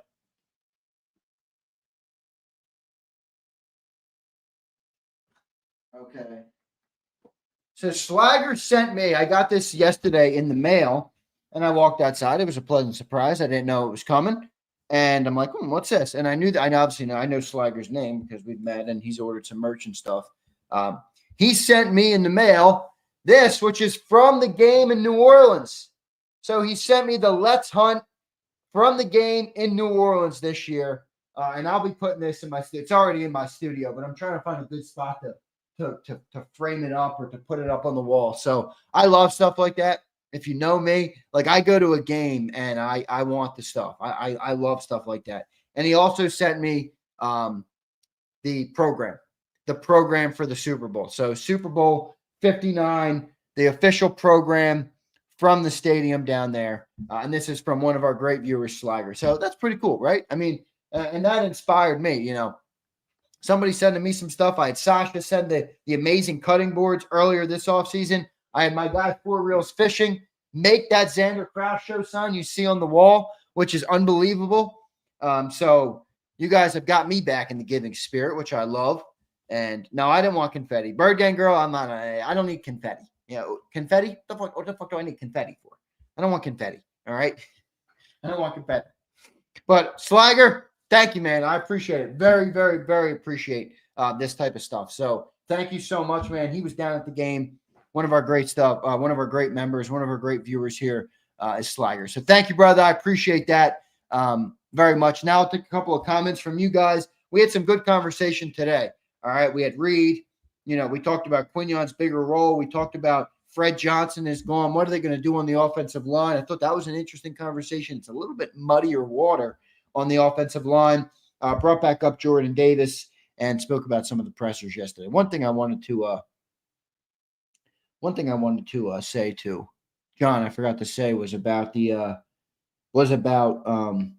something Zach Bond said yesterday, but I forgot to bring it up. So I'll bring that up with Johnny Mac tomorrow. I got all my super chats. I'll take a couple of comments from you guys now. Bird Gang Girl says she wanted the confetti for the collection. Bird Gang Girl, whatever floats your boat. I am not typically a guy that would purchase confetti. Bob Brown says, Xander, what are JAKIB's plans for the draft? Anything special going on? Bob, other than the fact that we'll be live basically all day, probably not much anything crazy. I was going to try and swing the giveaway for the people, but that's a little bit of a logistical nightmare. So I'm going to be doing something else, something special for our legend members this offseason, but haven't quite decided exactly what that is. But other than that, we're going to be live a lot. Bob Brown, nothing crazy right now. Maybe I'll do something in person. I don't, maybe we can do an in-person show, but I would need assurances from JAKIB Nation that you guys will show up. So we'll talk about that. All right. We'll talk about that. I had that same chair, but black. Daz, this chair is unbelievable. Are you sure you got this one? This is the autonomous chair. You know, there's autonomous desk. Thing's heavy. Things like 50. This thing's that real heavy. This chair is amazing. I've been working doing this job for 5 years, and I stare at my computer screen. I kid you not. Between our shows, I'm constantly working. After our shows, till about 9:30 p.m. during the weekdays is typically how long I work. Some nights I'll go to 10:30, 11. But anyway, that's a long time sitting in my chair. I get outside a little bit middle of the day, but during the season, I was a zombie. I was grinding my ass off, just trying to work. And this chair, man, I never have any issues. So I always say, this chair is good. All right. This chair is good. All right. If I can sit in that thing all day, every day, that's a pretty good chair. All right. Dre Tucker checks in. What's up, Dre? Hope you're doing well, my guy. Saw some of your comments yesterday. Appreciate it, dude. He says, much love, Big Z, into the JAKIB community. Thank you, brother. Thank you, brother. Bruce says you're going to turn into a vegetable. Bruce, not true. I'm 26. I'm in a period of my life where I can build this business, Bruce. I'll do all the other shit later. All right? I got a moment right now, Bruce. I got a period right now. All right? I'm in a phase of life where I can lock in and grind. Grind. That's what I'm doing. I love grinding, Bruce. I've always liked working since I was young, super young. Working has never, ever, ever bothered me. And I told you the story of when I was a barback. I used to work 75, 80-hour weeks. The boss would say, you got to stop picking up people's shifts. I'm going to get in trouble if you're working too many hours. You're working 80, 90 hours a week in the restaurant. Not allowed, bro. I have limitations on this because I was 16, 17 years old at the time. So, but no, I love working. Working never bothered me. It never bothered me. And I love what I do now, so it makes it easier. It might bother it might bother all the other people in my life. It doesn't bother me though. Who you got winning March Madness? Yo, Eduardo, I can't lie. All right, I got to be completely 100% honest. And I see Boulevard, your comment too. I've been so locked in on work, as I was just talking about. I haven't even watched college basketball. I've watched like maybe 2 halves of college basketball this season. So I don't know who's good, bro. I'm gonna do a bracket today. I'll do it maybe after the show ends here. I'll do one. I'm gonna take the Crimson Tide. You know why? I love Alabama. I went to Alabama. All right. So I'm probably gonna take the Tide. I'd have to look at some of the other schools. Like, who's good? Who should I take? I know I like St. John's. You know me, Edward. I'll probably fill out my bracket and just pick the Catholics. If I don't know who's going to win, I'll pick all the Catholic schools. I'll pick Gonzaga. I'll pick all the Catholic schools. All right. That'll be me. But I don't know. I don't know who's good, man. Florida versus Houston, Natty. See, I can get behind that. My sister went to UF. David LaPrade says Houston. So that's 2 Houstons. Who's good, man? Who's good? You guys got to let me know. Who is good? I'll catch y'all too. W shows and off the study rosters. Eagle Nest. Thank you, bro. Appreciate it, man. Yo, Brandon, was that you that followed me on Twitter? I saw somebody on Twitter. I always try and follow back all the people on Twitter from JAKIB Nation. I got to follow. It is you. I see your picture. I just followed you back, bro. I just followed you back over there. Good job. Nice job. Nice Twitter account. So if you guys follow me on Twitter, I'll always follow you back.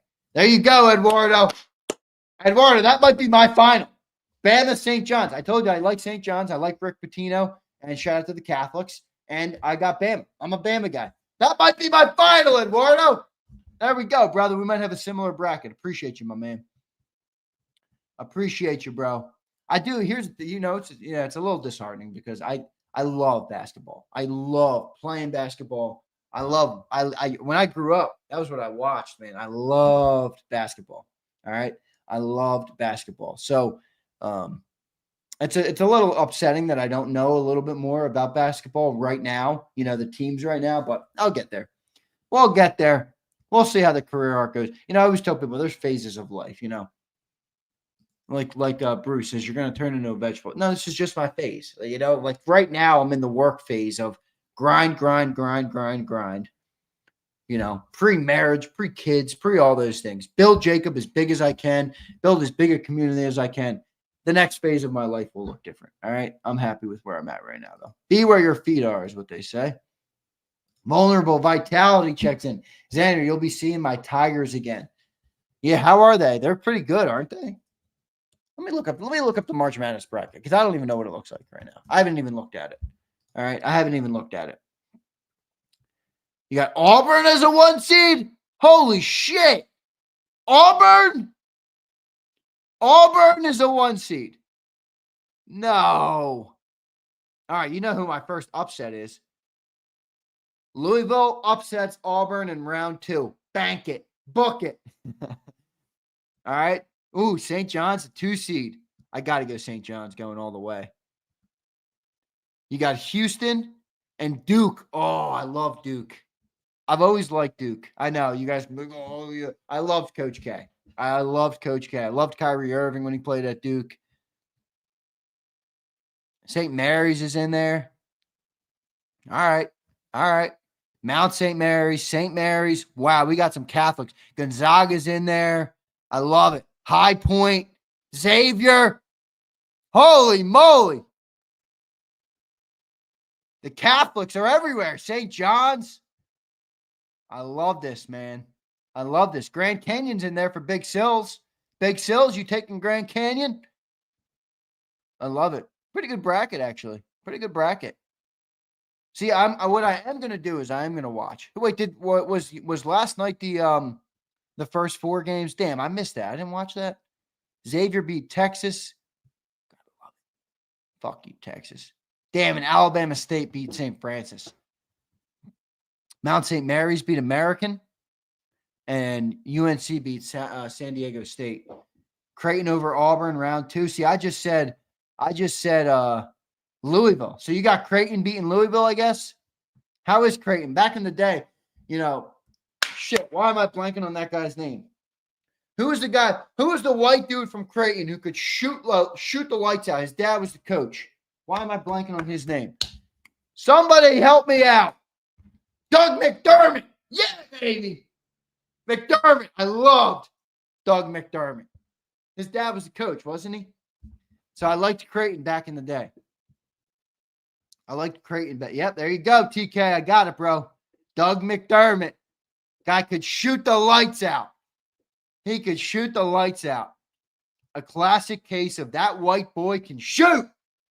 Yeah, baby. All right, so I'm taking Bama to go far. Bama's what, a 2 seed? Where's my Crimson Tide? Yeah, 2 seed. All right, so they're a 2 seed over here in the East bracket. I'm taking Bama to go far. I'm taking Duke to go pretty far. I'll take Gonzaga to upset somebody. They'd have to upset Houston. That'd be tough. Gonzaga would have to upset Houston. Gonzaga's always a tough team, man. They're always a tough out in the tournament. Dougie McBuckets. I love it. I love Doug McDermott, man. And Jimmer. I mean, who didn't love Jimmer? Come on. Everybody loved Jimmer back in the day. Who didn't love Jimmer for that? Jimmer. I would go out outside where I grew up at the basketball hoop. Jimmer range. I think you guys would be pleasantly surprised by my jumper. I could shoot the rock. I can shoot the rock. That's like my pastime. When it gets warm outside, I go outside and shoot. I'll go to the gym. I'll go to the LA Fitness and hoop over there. I'll go to there's courts near me. I'll go to the courts. I love to play ball. I love to play basketball. All right, good bracket, man. I'm excited to fill out my bracket now. So you guys got me excited. I was not excited because I knew so little that I was like, oh shit, I don't know anything. All right. Oh, Duke's shooter is injured. See, I got to look up. I don't know any of the guys, man. That's unfortunate. That's unfortunate. Duke. What do we got here? Duke. Where's their points? They don't show me the points per game here. Come on. Yeah, I play pickup, Abe. I love pickup. Wilfredo, don't play with me. 4 out of 30. Are you kidding me? Wilfredo, don't play. Wilfredo, come on over to Philly. Let's go, Wilfredo. Let's go. I know you're an out-of-stater, aren't you? Come on over to Philly. You don't grow up outside the city, going to school in North, playing pickup hoops, and not learn how to play ball. All right, you don't play pickup ball if you don't know how to play ball. All right, you get bullied off the court. All right, Wilfredo, don't play with me. Don't you play with me, Wilfredo. I'm telling you right now, don't play with me. I'm excited for my charity game we got coming up in April. All right, I'm gassed up. I've been throwing on the Jordans, going out and shooting. It's funny. I wanted those new pair of Kobe's that came out. Daz, you were telling me about those. I love playing ball in Kobe's. That was my favorite actual basketball shoes. You want my LeBron Safari? Abe, I'm good on your used shoes, bro. Used shoes. I don't do used shoes. All right. I don't do used shoes, unfortunately. All right, everybody. Great show today. We didn't take many comments on football after the show today, but we had a great conversation for 2 hours. Johnny Mack and I talked Reed, talked the young defense, Quinyon, the offensive line. That's a bit of a juggle right now, but we had a really good show. Me and John have been having some great shows. I've been really liking it, building some good chemistry. So, Deshae, get the Penny Hardaways. I like it. All right, everybody. I appreciate all you guys checking in. As always, a great show. And I'll catch all you guys a little bit later on today. We'll be live with the National Football Show from 2 to 6. I'll be on there with Big Sills at probably 3:30, depending on who he's got on the guest lined up. But great stuff. Sig Lord. I can't leave until I respond to this. Sig Lord. I don't want to gloat or anything, Sig Lord. But I grew up, I played hockey. I played AAA hockey. I played hockey at a very high level till I realized I wasn't going pro and I was done playing. But played hockey for a long time. So when I was younger, one of my boys from grade school, I was the only guy in my grade school who played hockey. Nobody played hockey. So I had like my hockey friends and then like my grade school friends where I went to school with every day. So one of my grade school friends was like, I started playing street hockey, and I want you to join. I'm like, all right, I would love to join. I bought some roller skates. Like, I love street hockey. I go out there and I'm just like, okay, this is not the league for me. I was, again, not to gloat, I should be humble, but this was like a league for people that didn't play hockey. All right. And I'm out there. I'm like skating around these people. I'm getting, goals left and right, assists. I was toying with these guys, and I played 2 games and they were like, you can't play here. So I played 2 games of organized street hockey, and that was it. They booted me out. And the better leagues was like, I'm too busy. I have hockey practice 3 nights a week and games every Saturday and Sunday. So hockey was a grind growing up playing as a kid, man. Shout out to my mom and dad. Never missed a game, never missed a practice. At least one of them was always there. My dad working his butt off. Always was there. I could always count on looking over. I was a goalie, remember, and Pops being in the crowd. Always could always count on it. And if my dad had to walk out in the 3rd period of a game, I knew I didn't play too good. Stig Lord, it might have been. No, I don't think it was the Cheltenham League. I think it was actually, it might have been. It might have been because he was over by what's that park? What's that park over by between Cheltenham and Abington? Sig Lord, you might know that park. Is it TC Park? No, T something. It might have been that. Yeah, they booted me, Eduardo. Booted me, bro. It might have been that one. 10 goals a game. Sig Lord, I'll dust you. Sig Lord, you want to go back and forth? I still got the street hockey stick out back. All right. All right, everybody. I appreciate it. See you all later. Thank you all for listening in. Hit that like button on the way out. Curtis, Sig Lord, Eduardo, El Yepa. What's up, El Yepa? Bird Gang Girl, Vulnerable, Deshae, Abe, KCA, Curtis, Nick M, Wilfredo. Yeah, Wilfredo. Don't play with me, Wilfredo. All right. See y'all later. Love all you guys. See you next time on Birds 365. You've been listening to Birds 365, the destination for the passionate Eagles football fan who bleeds green. If it's Eagles football, we're talking about it. Debate inside the locker room and guests that are some of the greatest football minds from around the region. We hope you enjoyed the show. We know we had a blast. Make sure to like, comment, and subscribe, and we'll be back soon. But in the meantime, hook up with us on social media at JAKIB Sports. See you next time on Birds 365.